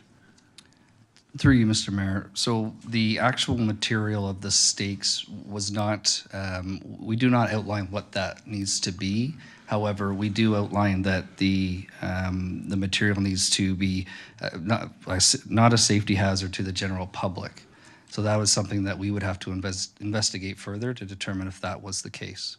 Okay. I mean, I guess you could assess whether you've had, multiple complaints. I know I had a couple. One was with respect to a sign stake I left behind, unfortunately, because you can't see them when they fall on the ground sometimes, especially along grass. But that'd be something to consider as well. Thank you. Thank you, Councillor. Councillor Adams. Thank you very much. I just have one area of questioning, which is section 5.8, which is the piece that says, no person shall place or permit to be placed an election sign on a road allowance or boulevard adjacent to a residence, excluding multi-unit residences such as apartment buildings and condos, except where an occupant of the dwelling has agreed to the location and the location is otherwise in compliance with this bylaw. So that means if I have a home and a candidate approaches me, I can say, yeah, I'd like to have your sign, go ahead and put it down on the boulevard. That's allowed. But if all of my neighbors, 10 in a row, all really like this candidate, they theoretically couldn't have the candidate sign on the boulevard in front of their home because it would break the 20-meter rule. Is that correct? Through you, Mr. Mayor, if the same candidate sign cannot exceed 20 meters within the same candidate sign, so that would be correct if the measurements didn't align. So I think we need to reconsider that because it takes away the ability of a voter to express their support for a candidate equally to their neighbors. And so I think it would require a change to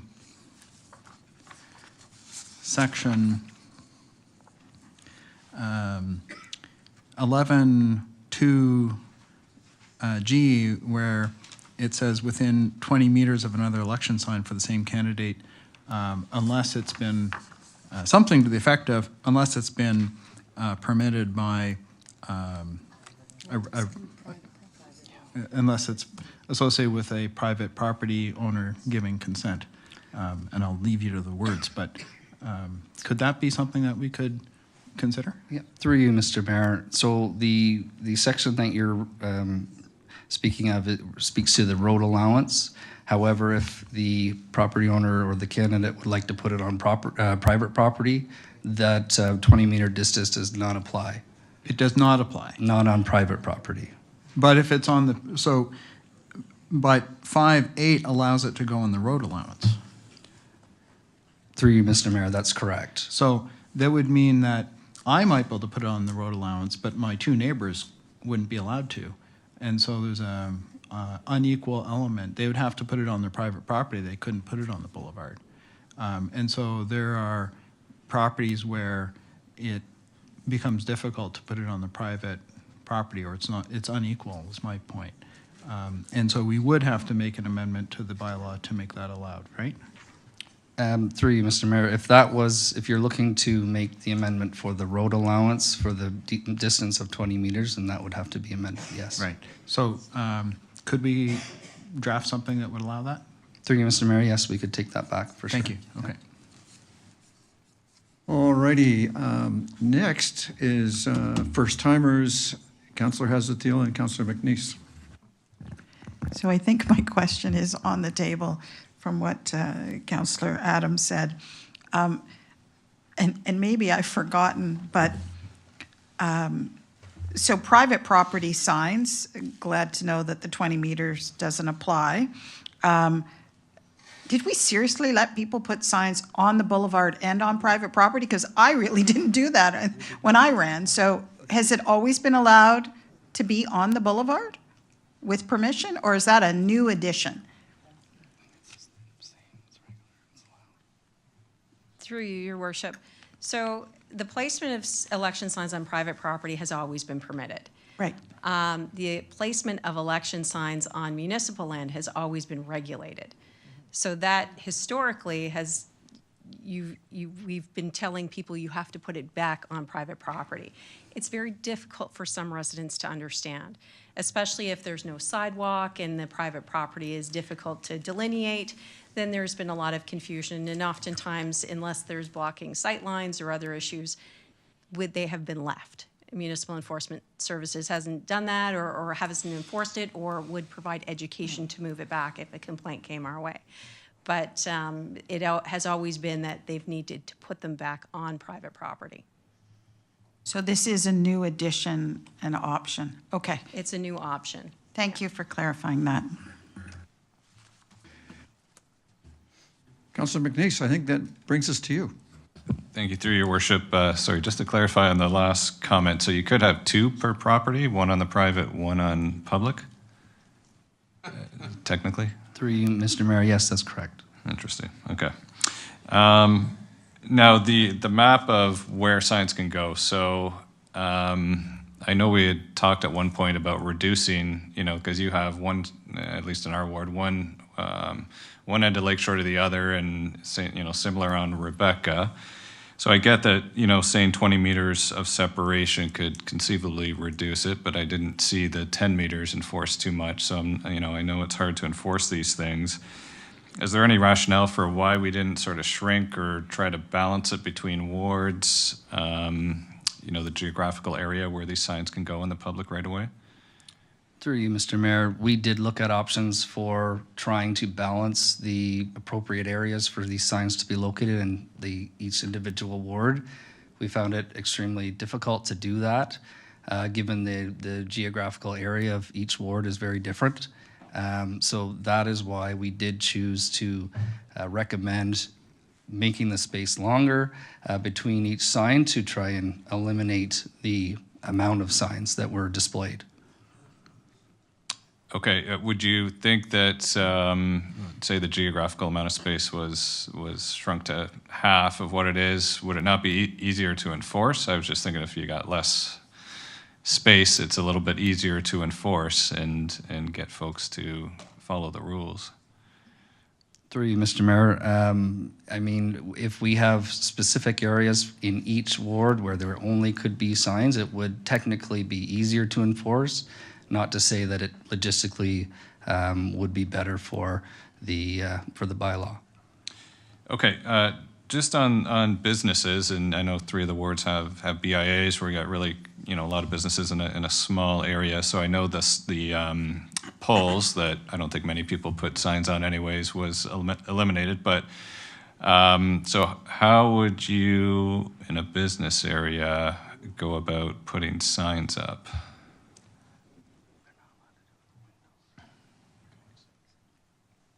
Through you, Mr. Mayor, they would have to have it on their private property in order to display a sign. Have to be on it, but you're not allowed inside a window, right? Like it would have to, like a lot of these places don't. It kind of comes to right up to the end of their unit, Through you, Mr. Mayor, if it was in the window, that would be a window sign, which would require a permit to do so. Right. So there'd be probably a number of small businesses where you wouldn't be able to put a sign up. Is that right? Through you, Mr. Mayor, I'm not familiar if it would be or not. Okay. I think I'm good. Thank you. That brings us to Councillor Chisholm and Councillor Grant. And thank you for your patience, Councillor O'Meara. We will cycle back to you when we're done, first timers. Okay, here we go. Here's my question.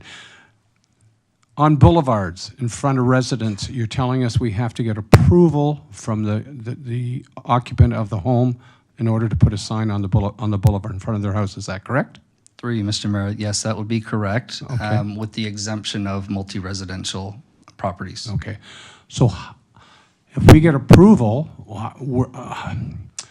so I get the approval, where does that approval go to? You have to have a database with respect to not taking that sign away, knowing there's approval from the homeowner. Where's that? How's that work?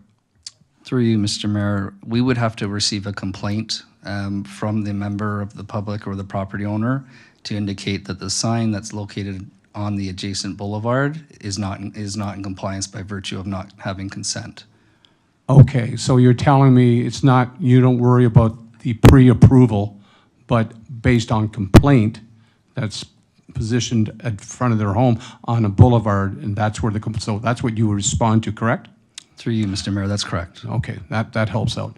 Now, is there within the bylaw, the original bylaw, where you put your sign and you're correct on your distance and so forth, where a candidate will put a sign right in front of yours and you can't see it?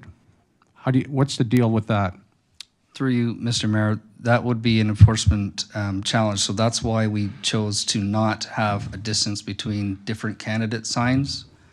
So we elected to have it the same candidate sign so that we'd be able to enforce it, because like you just mentioned, we're not able to determine who put the sign there first. Ooh, I'm trying I'm trying to picture this. I put the sign up. Would it not equate if there's another sign in front of my sign? I'm being personal here. In front of my sign, would that not equate in saying that person or that candidate's put their sign in front of mine, blocking mine? Would that not be enough? Through you, Mr. Mayor, that would not be enough for us to have, and we don't have that mentioned in the bylaw. Okay, thank you. Thank you, Councillor Chisholm. We are now coming around the corner to Councillor Grant. Thank you. Since we're all dealing with some minutiae here, I'll throw mine in. I think it's 11.1G. It mentions that signs cannot be on a fence that's on town property, but quite often people have fences that go straight onto just the border of their property and town property. I can think of a couple of corners in my ward. If in past we've put signs on the side of the fence facing the street, would that be considered town property, or would that be encroaching town property? Through you, Mr. Mayor, we would need to investigate that further if a complaint was received. And at that time, officers can then use discretion to determine if that sign is in compliance or not. Right. In cases like that, though, the signs don't usually, like the signs go up because the homeowner said, sure, put it on the opposite side of my fence. I think actually Ralph Robinson used to do that with a couple of his neighbors. Through your worship, perhaps I can provide a little more clarity. So if it is a boundary fence and the one side is on town property, we would recommend the removal and replacement of that sign on private property, or properly within the boulevard if it's allowed to be there with adjacent to the private property with the property owner's consent. So it should not be placed on a fence. So then we'd be stuck having to keep it onto whatever roadways are allowed for signs and not the side roads where there might be an opportunity there. That is correct. There should not be signs placed on a town fence. Right, but not a town fence. The fence of a homeowner. So if it's a boundary fence, it's jointly owned. We would look at it that way. If it's completely private property, that would be something else that would be considered, and that would have to be part of the investigation. Okay, all right, thank you. Thank you, Councillor. Councillor Elger. Whereabouts are car wraps in the bylaw? Through your worship, we do speak to vehicle signs in the bylaw. Section 4, A and B. So section 4B says may not be displayed on the property of a voting place at any time during advance voting and during voting hours. But they can drive around town and park in their driveway or park in the street, just in front of voting stations. Through you, your worship, that would be correct. I see. And the buses, that's the same thing, I guess? But can a bus not park where there might be voting if there people have paid for the wrap for the bus? Through you, your worship, the voting, if a bus is wrapped with paid advertisement, would be similar to the bus stop. That would be permitted. Well, that would be permitted, I see. Okay, thank you.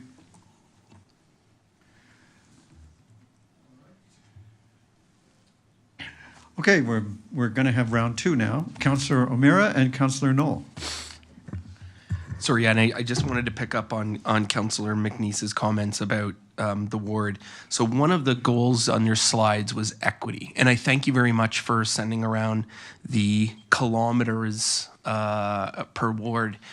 Some wards have 5 kilometers of allowable space. Others have over 25 kilometers of allowable space. So how are we claiming that there's equity when it could be 5 times the costs for certain candidates just based on their area, as opposed to other candidates?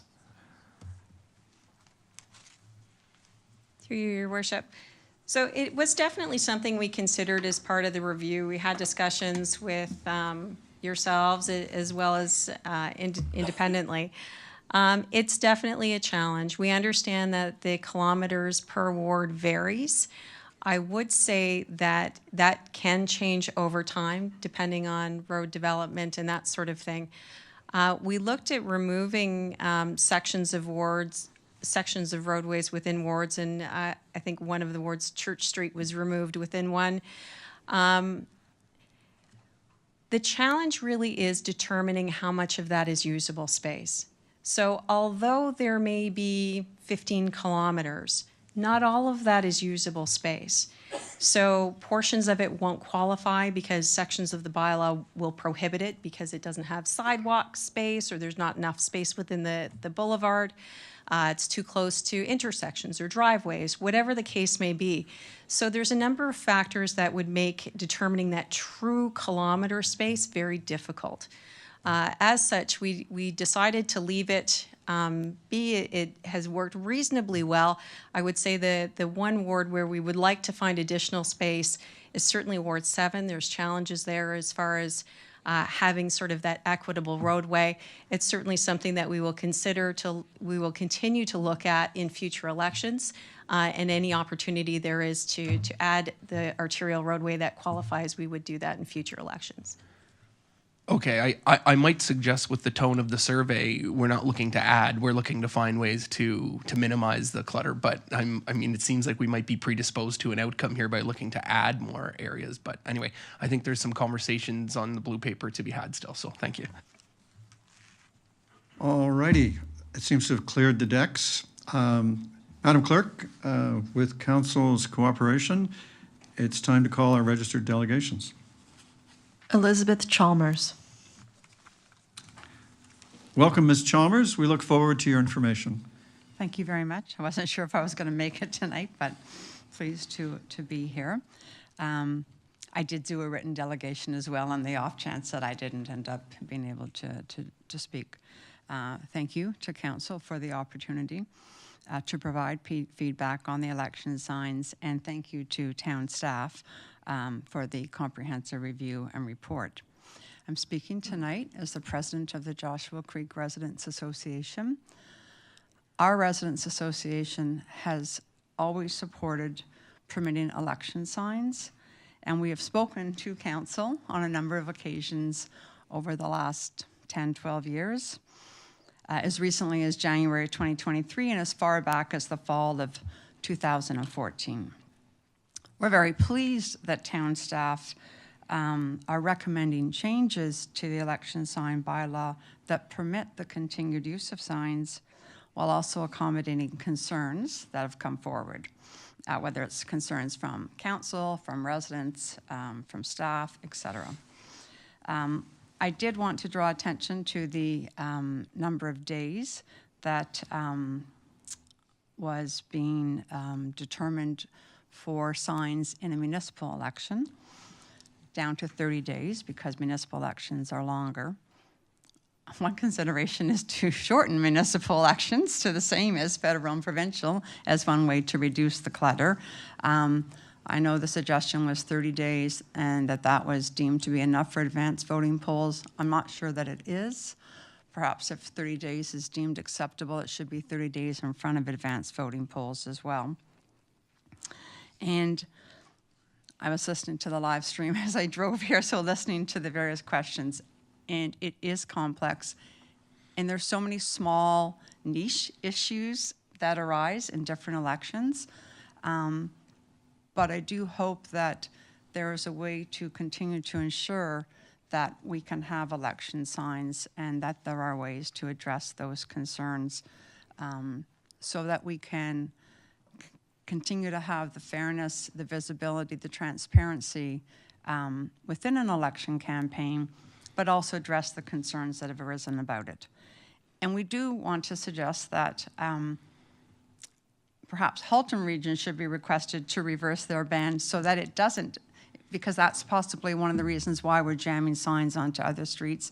And I totally take the point about the number of kilometers being different in wards, but also how certain streets aren't usable. So yes, it's complex, but our association urges you, Council, to continue to permit election signs while at the same time addressing those concerns. Thank you.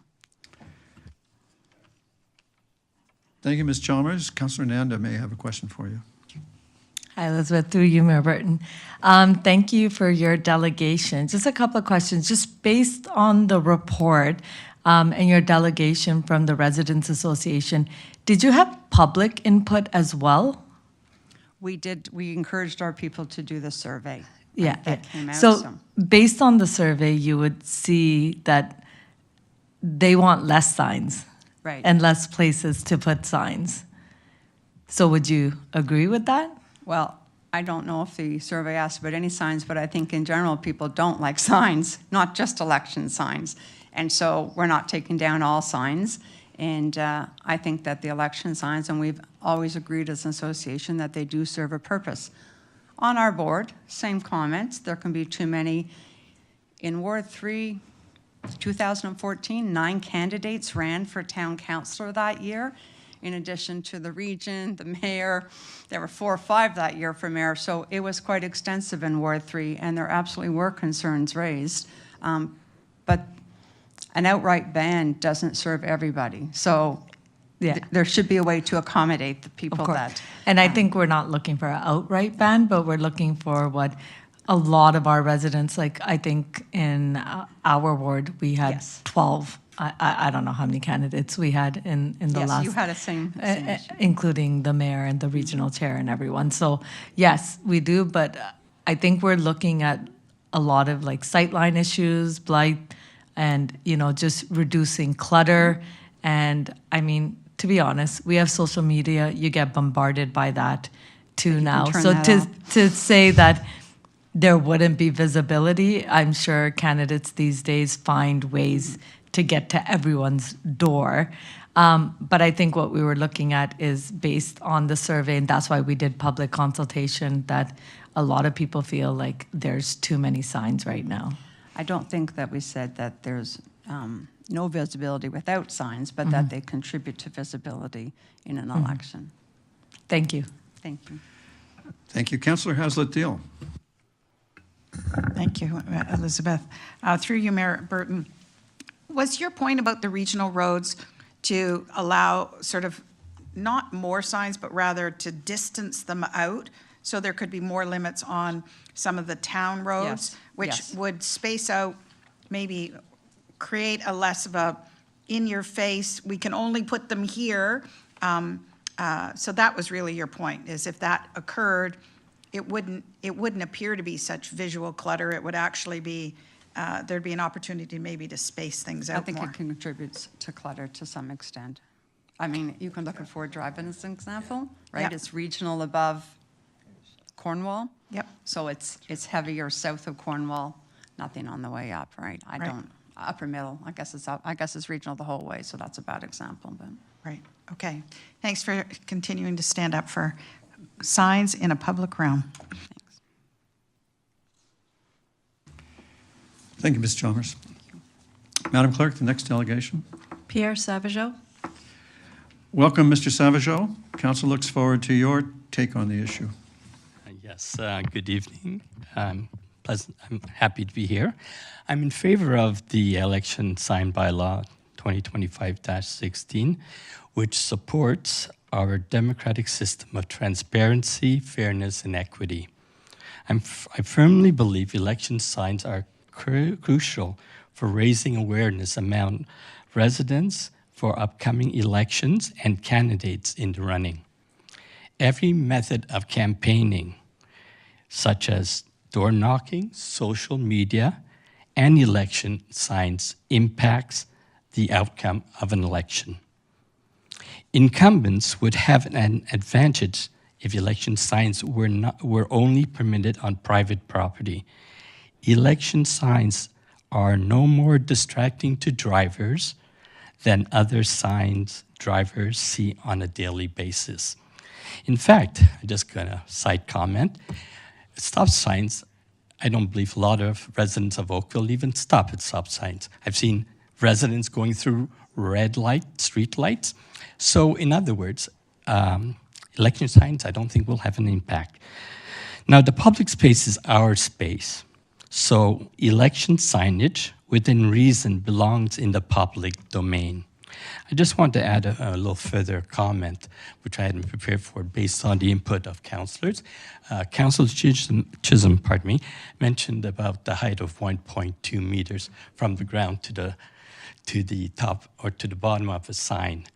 I was one of the individuals who had those 6-foot signage, because I found out that visibility wasn't there because of the so many signs in a limited area. So with the new bylaw, I see that issue out and not a concern anymore. And Councillor Adams mentioned about private and road allowance, whereby you can put a sign on a private property as well as on the boulevard right in front.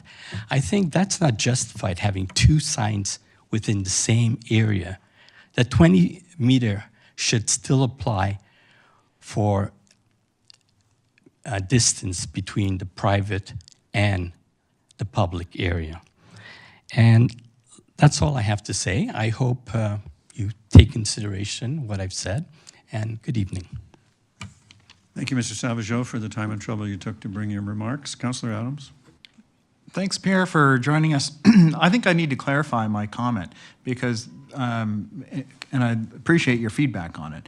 My point isn't that you ought to have 2 signs. I can't remember ever having a situation where a resident wants to have both a sign on their private property as well as one on the boulevard in front of their property. The question is, if you're going to have a sign and it's going to be allowed to be on the boulevard instead of the private property, which is, I think, what would happen, can your neighbors also have one? And the question is, if I want to have Natalia's sign on my front lawn, should my neighbor also be allowed to have Natalia's sign on the front lawn on the boulevard, both of us having it in the same place on the boulevard? And I think that's the question is really on a local street. That's typically where somebody might put a sign. So that's my point. Not that I should have 2 signs, but rather both my neighbor and I should be able to have a sign. So anyway, that's all. Thank you, Councillor, for clarifying what you intended. Council, I'm looking for my, where did it go? Yeah, no, thank you. So that being the end of the delegations, Council, it would be in order if one of us, because we're in committee of the whole, would move to go into closed session as these matters may be considered in the absence of the public under section 239 sub 2 of the Municipal Act, because this item deals with, I'm not sure that's accurate, Madam Clerk, but litigation or potential litigation, including matters before administrative tribunals affecting the municipality or local board, and advice that is subject to solicitor-client privilege, including communications necessary for that purpose. And as I reflect on the contents of the legal report, no, that does cover what we need to talk about. So I need a mover for that. Councillor Longo, thank you. Is there any objection? Madam Clerk, there's no objection, so that carries. And now, we'll have a brief recess while we clear the chamber and rig the chamber for a meeting closed to the public. All right, council is called back to order, having met in a session closed to the public for consideration of the legal report and questions pertaining to that for item 9.2, the election sign bylaw review. In accordance with section 239 sub 2 of the Municipal Act, because this item deals with litigation or potential litigation, including matters before administrative tribunals affecting the municipality or local board, and advice that is subject to solicitor-client privilege, including communications necessary for that purpose. And the chair recognizes Councillor Elgar. Mayor Burton, I've been thinking about it, and I think I'll refer to Councillor Adams, who has a deferral motion. Well, you have to give him a motion to defer. He could refer instead of defer. Oh, refer. So, Councillor Refer it Adams, the hot potato comes to you. I'm going to move a motion to refer the matter back to staff to provide further information based on the questions provided to them by council, as well as a number of requests for either further information or possible amendments to the text. All right. Any speakers? Councillor O'Meara. Thank you, Your Worship. And I mean, I'm okay with referring the issues back to staff. In as far as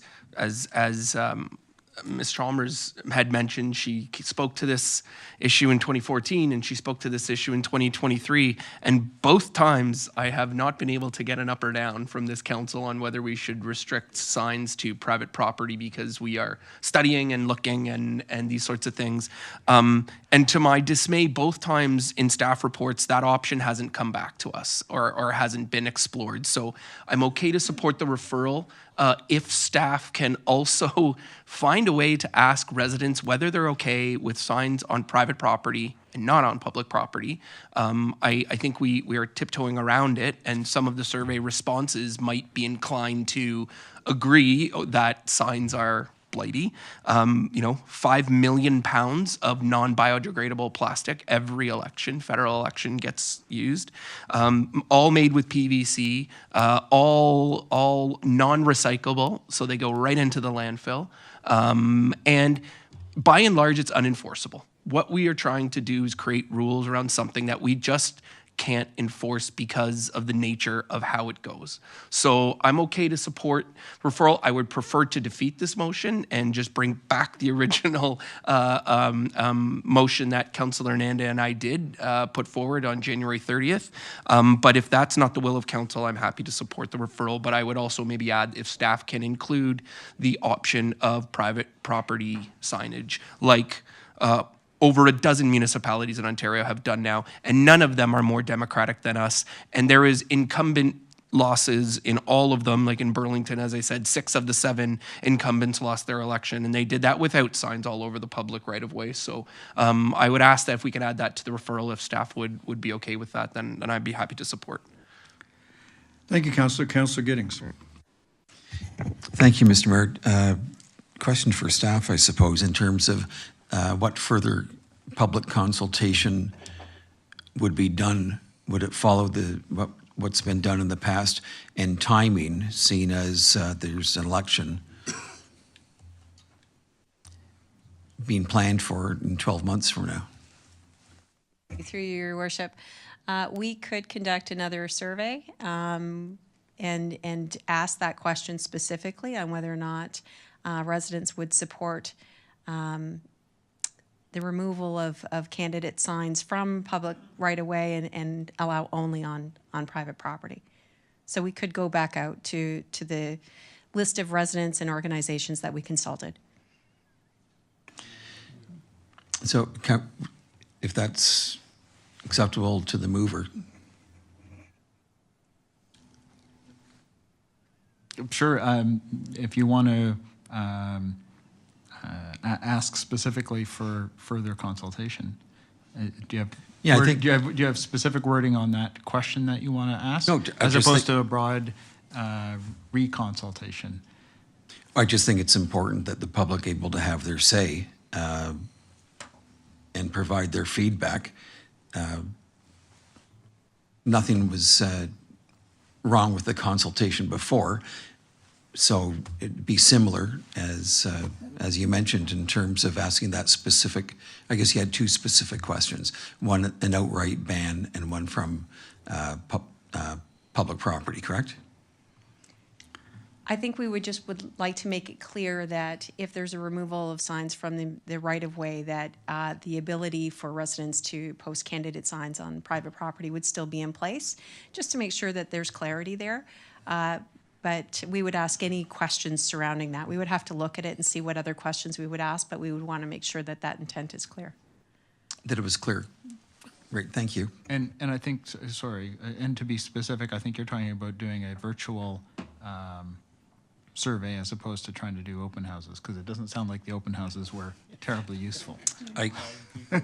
Yeah, I concur that the open houses probably weren't the best use of staff resources, if I could put it that way. But there are enough newsletters going out from council, posters, whatever, the blinky boards of the community centers. I'm sure we can get the message out.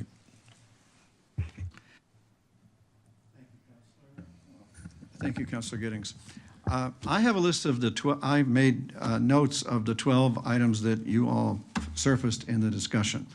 And I would pass it to somebody to read them out as an amendment to Councillor Adams' motion to refer, except for the fact that I've been told over and over again that no one can read my handwriting. I know our procedure bylaw says I should pass the chair. The acting mayor is to my left here, Councillor Knoll. So after we hear from Councillor Hasletiel and Councillor Nanda, I will pass the chair to Councillor Knoll, and I will move an amendment to the referral motion to add the things to be considered and reported back on. Number one of which is to finally ask the survey question that's been denied all these times, which is, what's the public think about restricting them to private land? Councillor Hasletiel. Thank you, Mayor Burton. For clarity, the JCRA's delegations in 2014 and subsequent to that were done by myself. They were not done by Elizabeth. But I am incredibly proud that they continue to uphold a very important principle, which is the public realm is the public's, and the public has a right to know and have access to who is running for election. And there must be a way to find a solution to address the, I'll call it, misbehavior of individuals and put respect back into the process. With that, I would like the referral to ask staff to consider the vehicle in which they are communicating the any survey that they're going to do, that the councillors get sufficient advance notice to put it in newsletters, that the the political parties are advised that this is, we've reopened the door to a potential ban, since publicly a couple councillors already said we didn't want to do that. We just wanted to control the chaos that they perceived. So those are some of the things I'd like in the refer back. And my additional request is to consider a more creative way to complete municipal enforcement during the election period, and whether or not that is a financial ask. And then finally as well, if there is a different way to post in the public realm signage that may be amenable to those that are seem to be very focused on eliminating them. Thank you. Thank you. Councillor Nanda? Thank you, Mayor Burton. Just a quick clarifying question. So are the boulevards going to be considered public right-of-way if we ask the question?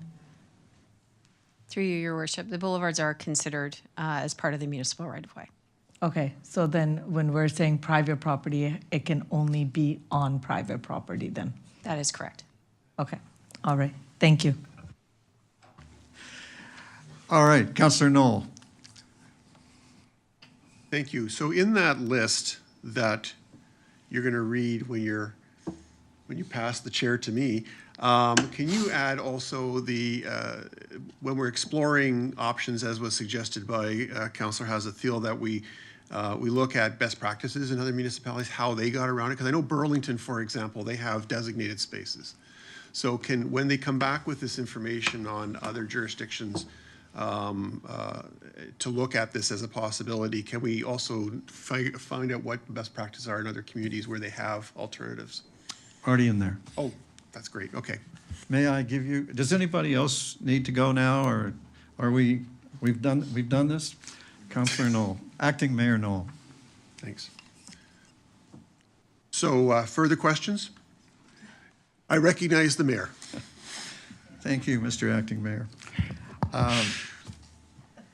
I would like to amend the motion to refer by adding a list of 13 items that I captured during the earlier discussion of the matter before we went into camera, so that we're sure that we're going to have a complete report. The first is that we have a survey that asks the public for their opinion on restricting signs to private property. The one question that has apparently been too scary to ask up to now. So let's ask that.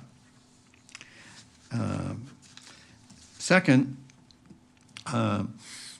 could the report survey the experience of the other Ontario municipalities who have restricted election signs to private property, and report on how they did it, what little wrinkles they thought of to try to satisfy the public realm argument, and what, you know, and by then maybe there will have been legal activity.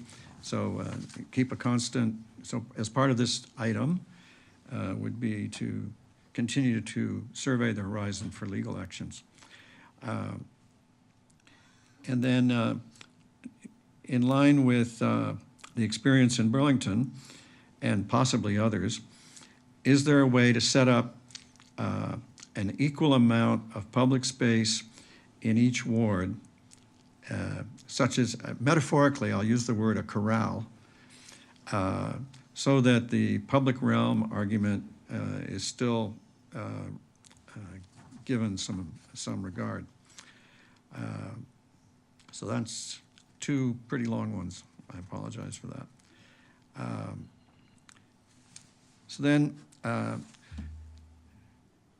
the third thing would be a plan from staff for how to give notice of the survey to the public and the councillors, so that those minded to organize participation in the, or encourage participation in the survey, have enough time to do so. And then fourth, can we explore the feasibility and the enforceability of making it an offense to improving our ability to deter vandalizing, destroying, and defacing election signs, which I think might be a benefit to everybody.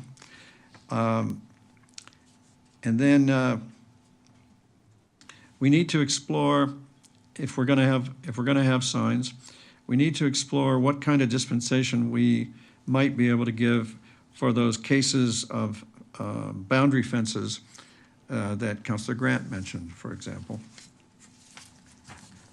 Then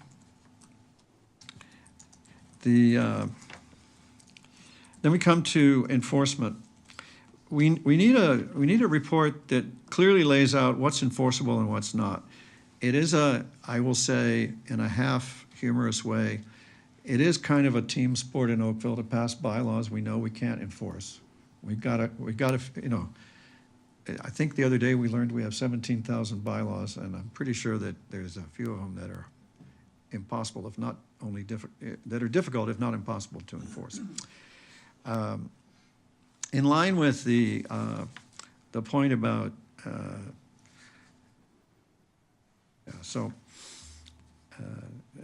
I just want to double back to the one about a way to still have a display in public. The point is to have equity.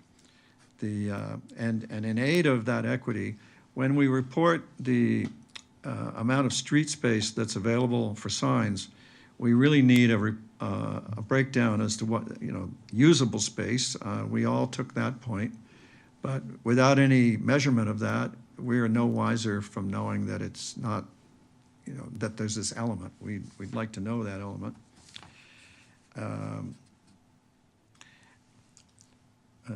Another thing we'd like staff to address is how to discourage or prevent sign blocking. The separation distance manifestly does not do that. All the people have to do is copy everybody used the same separation or the same starting point, and all of a sudden we've got leapfrog going on.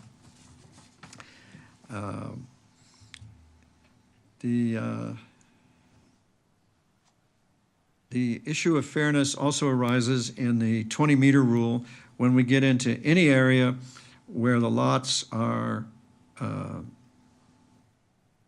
20 meters wide or less, because then somebody can do it and the neighbor can't. And I'm sure that in the hypothetical instance where both neighbors wanted the same person, maybe they could live with the result. But what if each neighbor wanted a different person? Then whoever acted first has primary, there's a fairness question in there.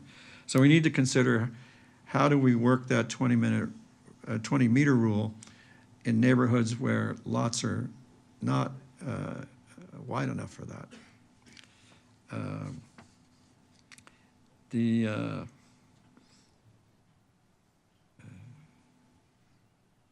We also need to know if the fines are counted as an election expense and potentially able to put a candidate over. And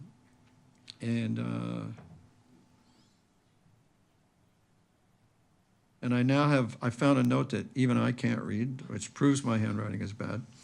How we're going to deal with enforcement on regional roads. And then, do we need to ban any particular materials, such as the wire signs and T-bars and so on?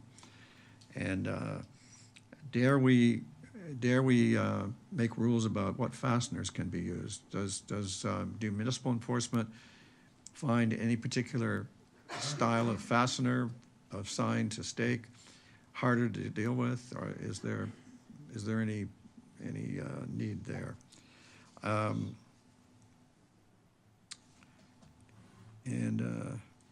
I think that's it. And I apologize if it isn't 14, but that is everything that I wrote down. Councillor Chisholm?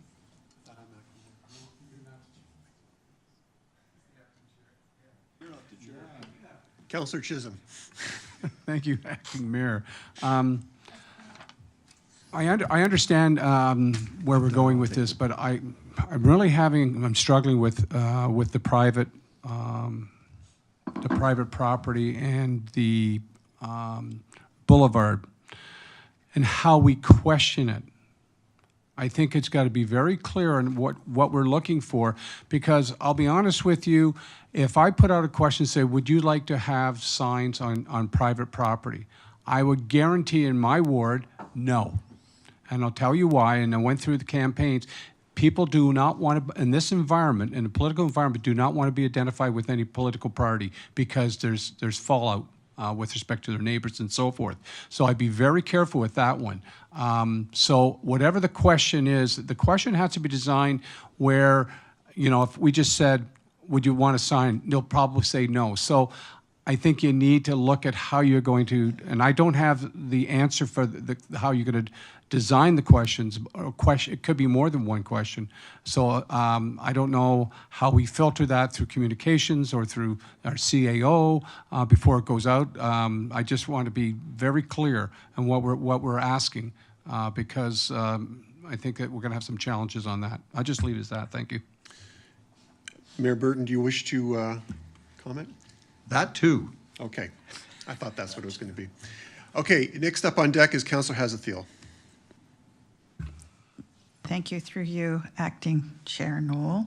Thank you, Councillor Chisholm, for that. I concur with that. I also think that we referenced how the differentiation between those who have a lawn and those live in a high-rise, and how do we create opportunity, not a disadvantage, an opportunity for them to participate in the process.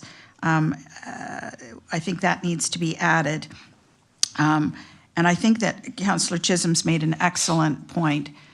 The level of toxicity is rising, and people are going to be really challenged about whether or not they want to display where they stand. There's certain ones that have no problem, but others will feel a level of intimidation. So I think people need to factor that into whether or not you wish to make elections invisible. Thank you. Mayor Burton for a third time. I covered that in my rather long point about finding ways to still give respect to the public realm or still give opportunities in the public realm. And that was inspired by your comment about apartments versus private. And that's what enabled me to say to Councillor Knoll that I'd already covered it when he said I should include that before I passed the chair. So thank you for that. Thank you, Mayor Burton. Further comments or questions? Councillor Elgar. Through you, Acting Chair, I just want to wish staff all the best of luck on writing this report. Godspeed. Further comments or questions?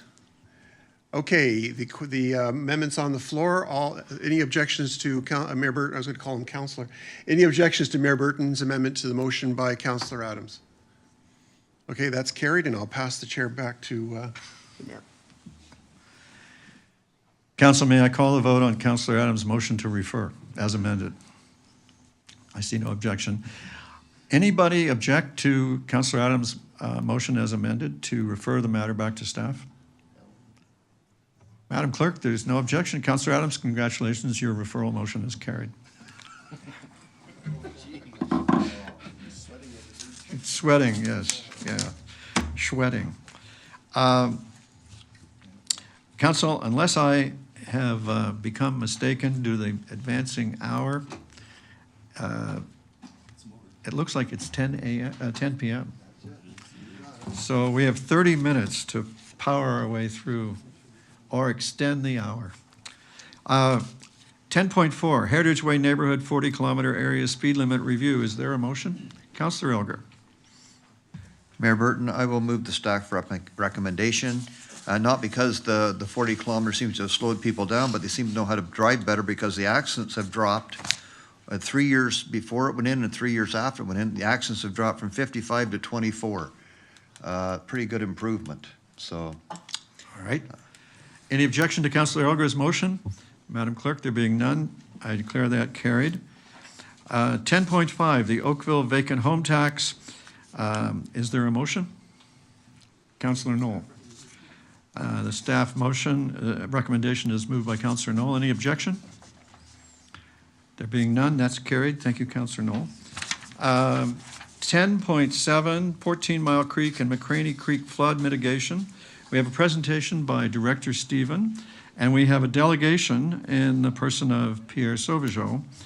And I just want to clarify for the public that the notice of completion, the motion is that the notice of completion for the flood mitigation opportunities study, municipal class environmental assessment study for 14 Mile Creek and McCraney be published, which would commence a 30-day public review period. So in the normal course of things, this would be a trivial procedure matter, but we nevertheless have a presentation if you want it. Director Stephen? Through you, Mayor Burton, we do have a presentation that's available if council wishes. Diana Mikalakos, our project leader who led this study, will give the presentation tonight. Thank you, Director. Your Worship, Just a comment on, yes, I would like to hear the presentation, knowing full well that an additional memo went out with respect to some of the concerns that we're going to anticipate with berming on private property. So I think this has major impact on property owners all the way through. So it's important that we have this presentation. Thank you. Yes, it is. And we are all ears. Good evening, Mayor Burton and members of council. My name is Diana Mikalakos. As Jill said, I'm a project leader for design and construction. I'm here to present information on the 14 Mile Creek and McCraney Creek Flood Mitigation Opportunity Study. Next slide.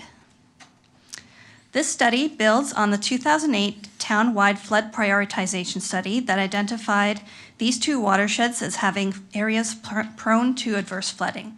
This current study takes a more in-depth look at flooding extents and mechanisms for its occurrence and looks at opportunities to reduce flooding impact through municipally led capital works. The town has undertaken the study as a class environmental assessment at a master plan level to determine preferred flood mitigation opportunities. This process includes public and stakeholder consultation along the way. Note that a master plan is a broader scope assessment on a system-wide scale. As such, recommended alternatives may require further detailed investigations at subsequent stages. It is also important to note that the goal of the town study is to reduce flood risk to the full extent possible, but not to map floodplain boundaries for regulatory purposes. The floodplain regulation falls under the authority of the Conservation Halton, who may choose to use the town's information if they deem it appropriate. Next slide. The next slide notes that there are several different ways properties and buildings can flood. This study focuses on riverine flooding, which is flooding caused when creeks overflow their banks and spill into adjacent low-lying areas during heavy rainfall events. Other types of flooding events are listed on the screen in front of you. Next slide. So this overall study area includes the watersheds of 14 Mile Creek and McCraney Creek, which originate north of Dundas Street and then drain into Lake Ontario. This also includes the tributaries of Taplow Creek and Glen Oaks Creek. Land use north and south of the QEW is mainly residential, while the QEW corridor is predominantly commercial industrial. Most of the identified flood risk areas are south of the QEW, where properties are located in historical floodplains and near creeks, making them inherently prone to flooding. Next slide. So the detailed flooding assessment for the study area indicate that flood risk is possible during both frequent and less frequent storm events. The floodplain modeling carried out uses what's called design storms that represent the probability of occurrence in a given year for a given rainfall intensity. This probability is based on long-term averages over many, many years and is not dependent on what has occurred in the past. In the case of this study, the regional storm, which represents the worst-case scenario for this area, flooding limits are based on historical conditions observed during Hurricane Hazel, which occurred in Toronto in 1954. This storm event saw 212 millimeters of rainfall within a period of 12 hours following saturated ground conditions.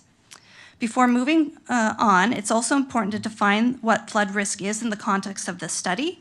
Flood risk is when water spill beyond their creek banks and extend onto property or possibly enter into buildings. Depth of flooding, which in turn determines the degree of flood risk, is not defined. However, you would expect lower flood depths along the flood fringes or edges of the floodplain. Therefore, of the 263 properties and 289 buildings at flood risk during the regional storm event, flood risk would be lower for properties within the flood fringes as you move farther away from the creek. Next slide. So with flood risks identified, several mitigation alternatives were assessed, including green options, to determine a preferred alternative to help mitigate flooding. These long lists of alternatives are provided in the staff report. The preferred alternative presented here includes a combination of green infrastructure, a culvert upgrade at Lakeshore Road, and flood-proofing homes using berms. By implementing these preferred alternatives, the benefit would be a reduction in flood risk for 110 properties to varying degrees. Next slide. So green infrastructure will be integrated into the design phase for the crossing upgrade and berms. It's important to note that the town of Oakville prioritizes green infrastructure for rainwater management when carrying out infrastructure projects where feasible.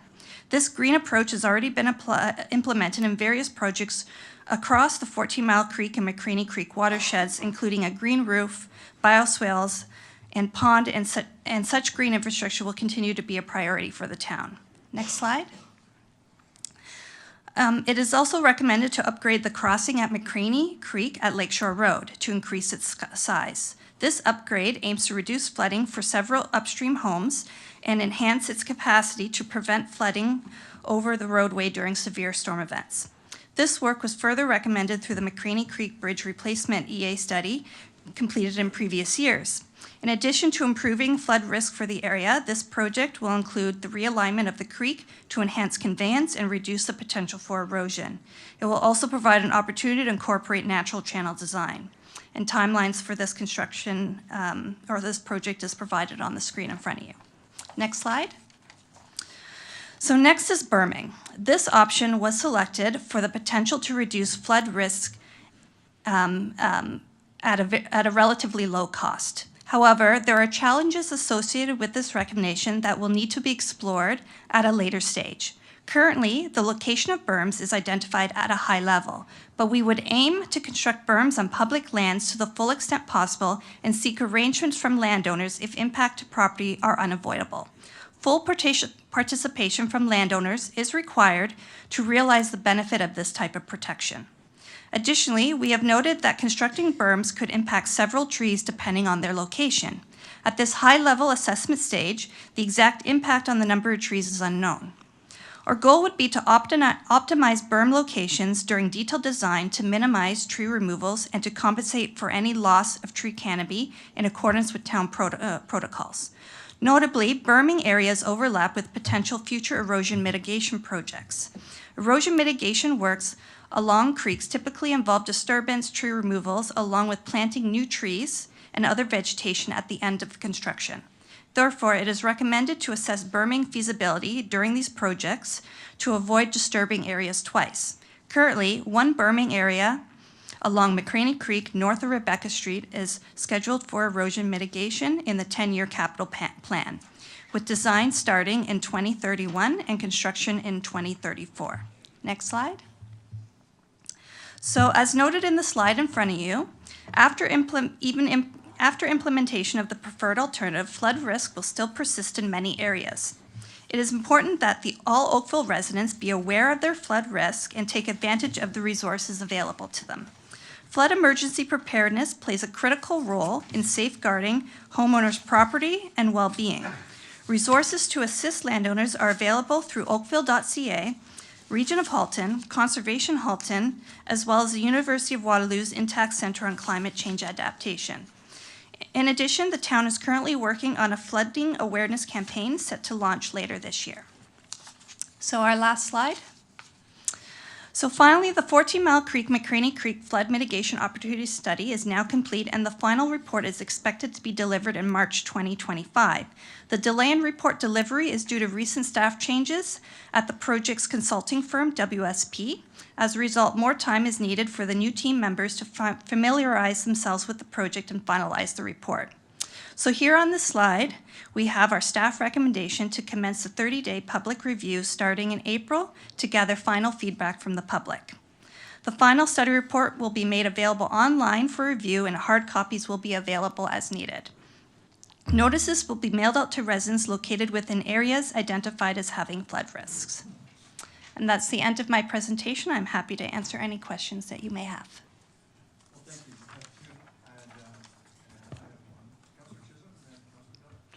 Thank you, Your Worship. Just a question with the impact on landowners, okay, with the berming and so forth. And I know that berming is probably an efficient way of doing it, and cost factor is probably good for on the tax base. Notwithstanding, do we have any idea on how many landowners will be impacted by this program?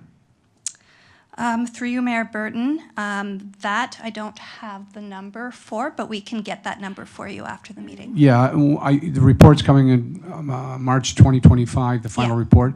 As long as it's in that report, and yeah, I'd be interested in how many landowners would be impacted. Thank you. No problem. Thank you, Councillor. Councillor Dudek. Thank you. Through you, Your Worship. Is there a correlation between the Halton conservation regulations and what you're proposing, i.e. the majority of the people that we hear, Councillor Chisholm and myself in our ward, is the impact it has on their existing home when they want to redevelop it. And I know the regulations are quite strict. So by implementing or providing this berming program, is that something the conservation feels supportive might mitigate that? So through you, Mayor Burton, this topic was brought up with Conservation Halton, and the answer is it depends. It depends on the type of berm that is constructed, and they would review that in relation to their regulation to determine if it would mean crediting or to removing their homes from the regulation. So that they didn't give us a clear answer on that, but they said it would be based on the proposal in front of them. Okay, but I think that's important to capture when we're introducing something like this to the residents, that they have to see there's a benefit to them rather than just not flooding. Because as I say, a lot of the people want to know the impact is if they were to turn around and sell their property, is it restrained from having, development issues? So I know they're trying to say they're going to look at one by one, but I'd hope they give us a little bit more parameters once they've seen the berming you're proposing. Through you, Mayor. Anyway, I'll leave that with you. Yeah, thank you, noted. Thank you, Councillor. Thank you very much for the presentation. And you fielded the questions very well. It's nice to make your acquaintance. I look forward to seeing you again. Council, who would like to give the indicated motion? Councillor Chisholm, any objection? Oh, I beg your pardon, I forgot. We have a delegation. Perhaps the delegation is against sending it out for public comment. Mr. Sauvageau, welcome. Yes, good evening again. I just wondered if I could get the overhead slide going. Mr. Sauvageau, yes. I'd like to invite you to stick to the matter before council. The question is, shall we send this out when it's done to consult the public? When it's done, this may play an impact as to what the consulting firm will do and what is going to be reported. No, the report is going to be as presented. They're having a little time delay because of a personnel change. They're not going to change the report. They're not going to change the report. So do you have something on the question before council, or would you rather participate in the public consultation later? Oh, definitely I'll participate in public consultation because I have certain concerns as the report is written here, and I'll have probably concerns in regards to the consultant's report. In regards to your motion, by all means, go ahead, sir. All right. Thank you, Mr. Sauvageau. Any objection to Councillor Chisholm's motion to send the matter out for public consultation in effect? There being none, Madam Chair, that motion carries. Council, we have to go into camera and have a legal report on a matter before the OLT. And considering the hour, I would accept a motion to extend the hour. Councillor Elgar, thank you for the novelty of a motion to extend the hour from you. Council, is there any objection to Councillor Elgar's motion? Thank you, Councillor McNeice. It's close, but Councillor Elgar's motion carries. And good timing, Councillor Bear. So that carries, and we will extend the hour. And now, we need a mover. That in accordance with Section 8.3 of the Procedure Bylaw, the rules of procedure be waived, which requires a minimum of 48 hours public notice for agenda items prior to the meeting to allow item 11.3, confidential OLT hearing, re Dunbar 1042 et al., 6th line.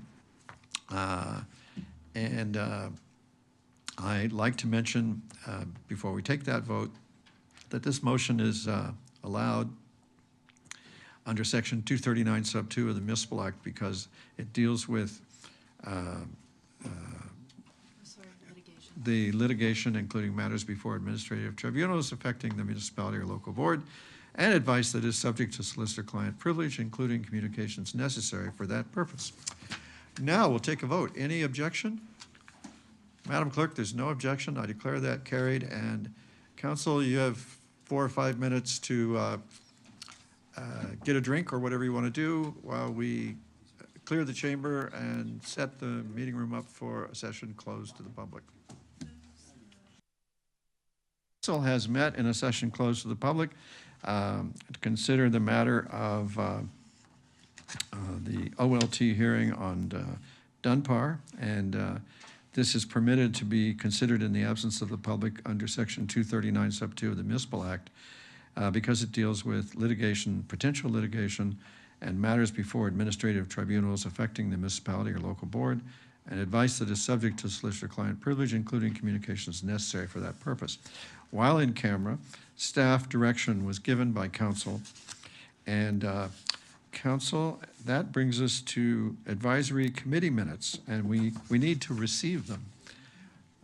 Councilor Shia, thank you for the motion to receive the Accessibility Advisory Committee minutes.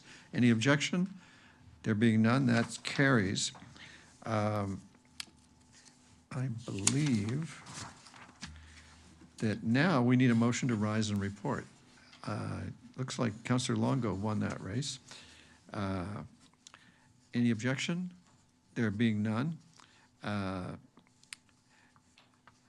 I rise and report the Committee of the Whole has met and made recommendations on consent items as listed in the agenda, including confidential discussion items as listed in the agenda, confidential discussion items as listed in the agenda, and the advisory committee minutes 12.1 is noted by the clerk.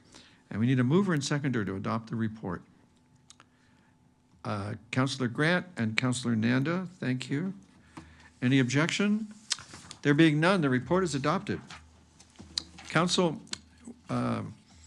we have one item of new business. We have received a notice of motion to support Ontario and Canada opposition to tariffs on Canada by the United States. It's moved by Councillor Sean O'Meara and seconded by Councillor Shia. And under our procedure, this will be voted on at the next meeting of council, which I believe is February 24th, possibly. And Councillor Shia. Thank you, Mr. Mayor. This Wednesday, January 29th, marked the first day of Lunar New Year of 2025. So I just want to use this opportunity to wish everyone who celebrate in this town Happy New Year, 新年快乐，恭喜发财. May this year of the snake bring you guys the fortune and happiness and fulfilled with all the wishes. And I also want to invite our council member and the staff and the residents to join us this Saturday, February 1st at the town hall at 1 o'clock for this special event for celebration.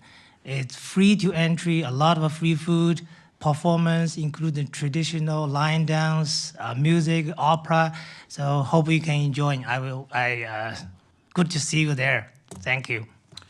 Thank you, Councillor. Are there other information items to share with the public? Councillor Duddick. Thank you, Your Worship.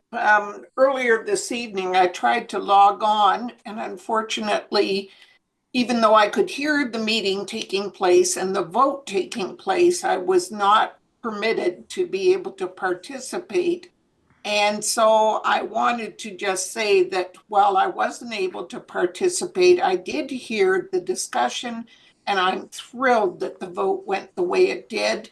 Thank you to the clerk for trying to help negotiate the technical aspect, but sometimes some things just don't work right. Thank you very much, Councillor. Council, we have a request for report. We need, council has a role in this, which is to approve or deny a request for report. This is moved by Councillor Shia and seconded by Councillor Adams for a report on gender-neutral change rooms. That staff be requested to prepare a report that provides a background on the implementation of gender-neutral change rooms at town facilities, to include a high-level summary of public feedback received to date, adjustments and improvements with managing these facilities since their inception, and operational recommendations to improve moving forward. Is there any objection to that request for report? Madam Clerk, there is no objection, so that report is approved. I hesitate to tell you this, but now it's time for a motion to consider and read the bylaws. Councillor Lischina and, let's see, Councillor Elgar. Any objection? There being none, the bylaws are considered read and passed as listed in the agenda. That completes the work. And Councillor Elgar, it's only an hour longer than the forecast. So that's going some good. It's been terrific working with you, and I look forward to the opportunity to do that again. Good night.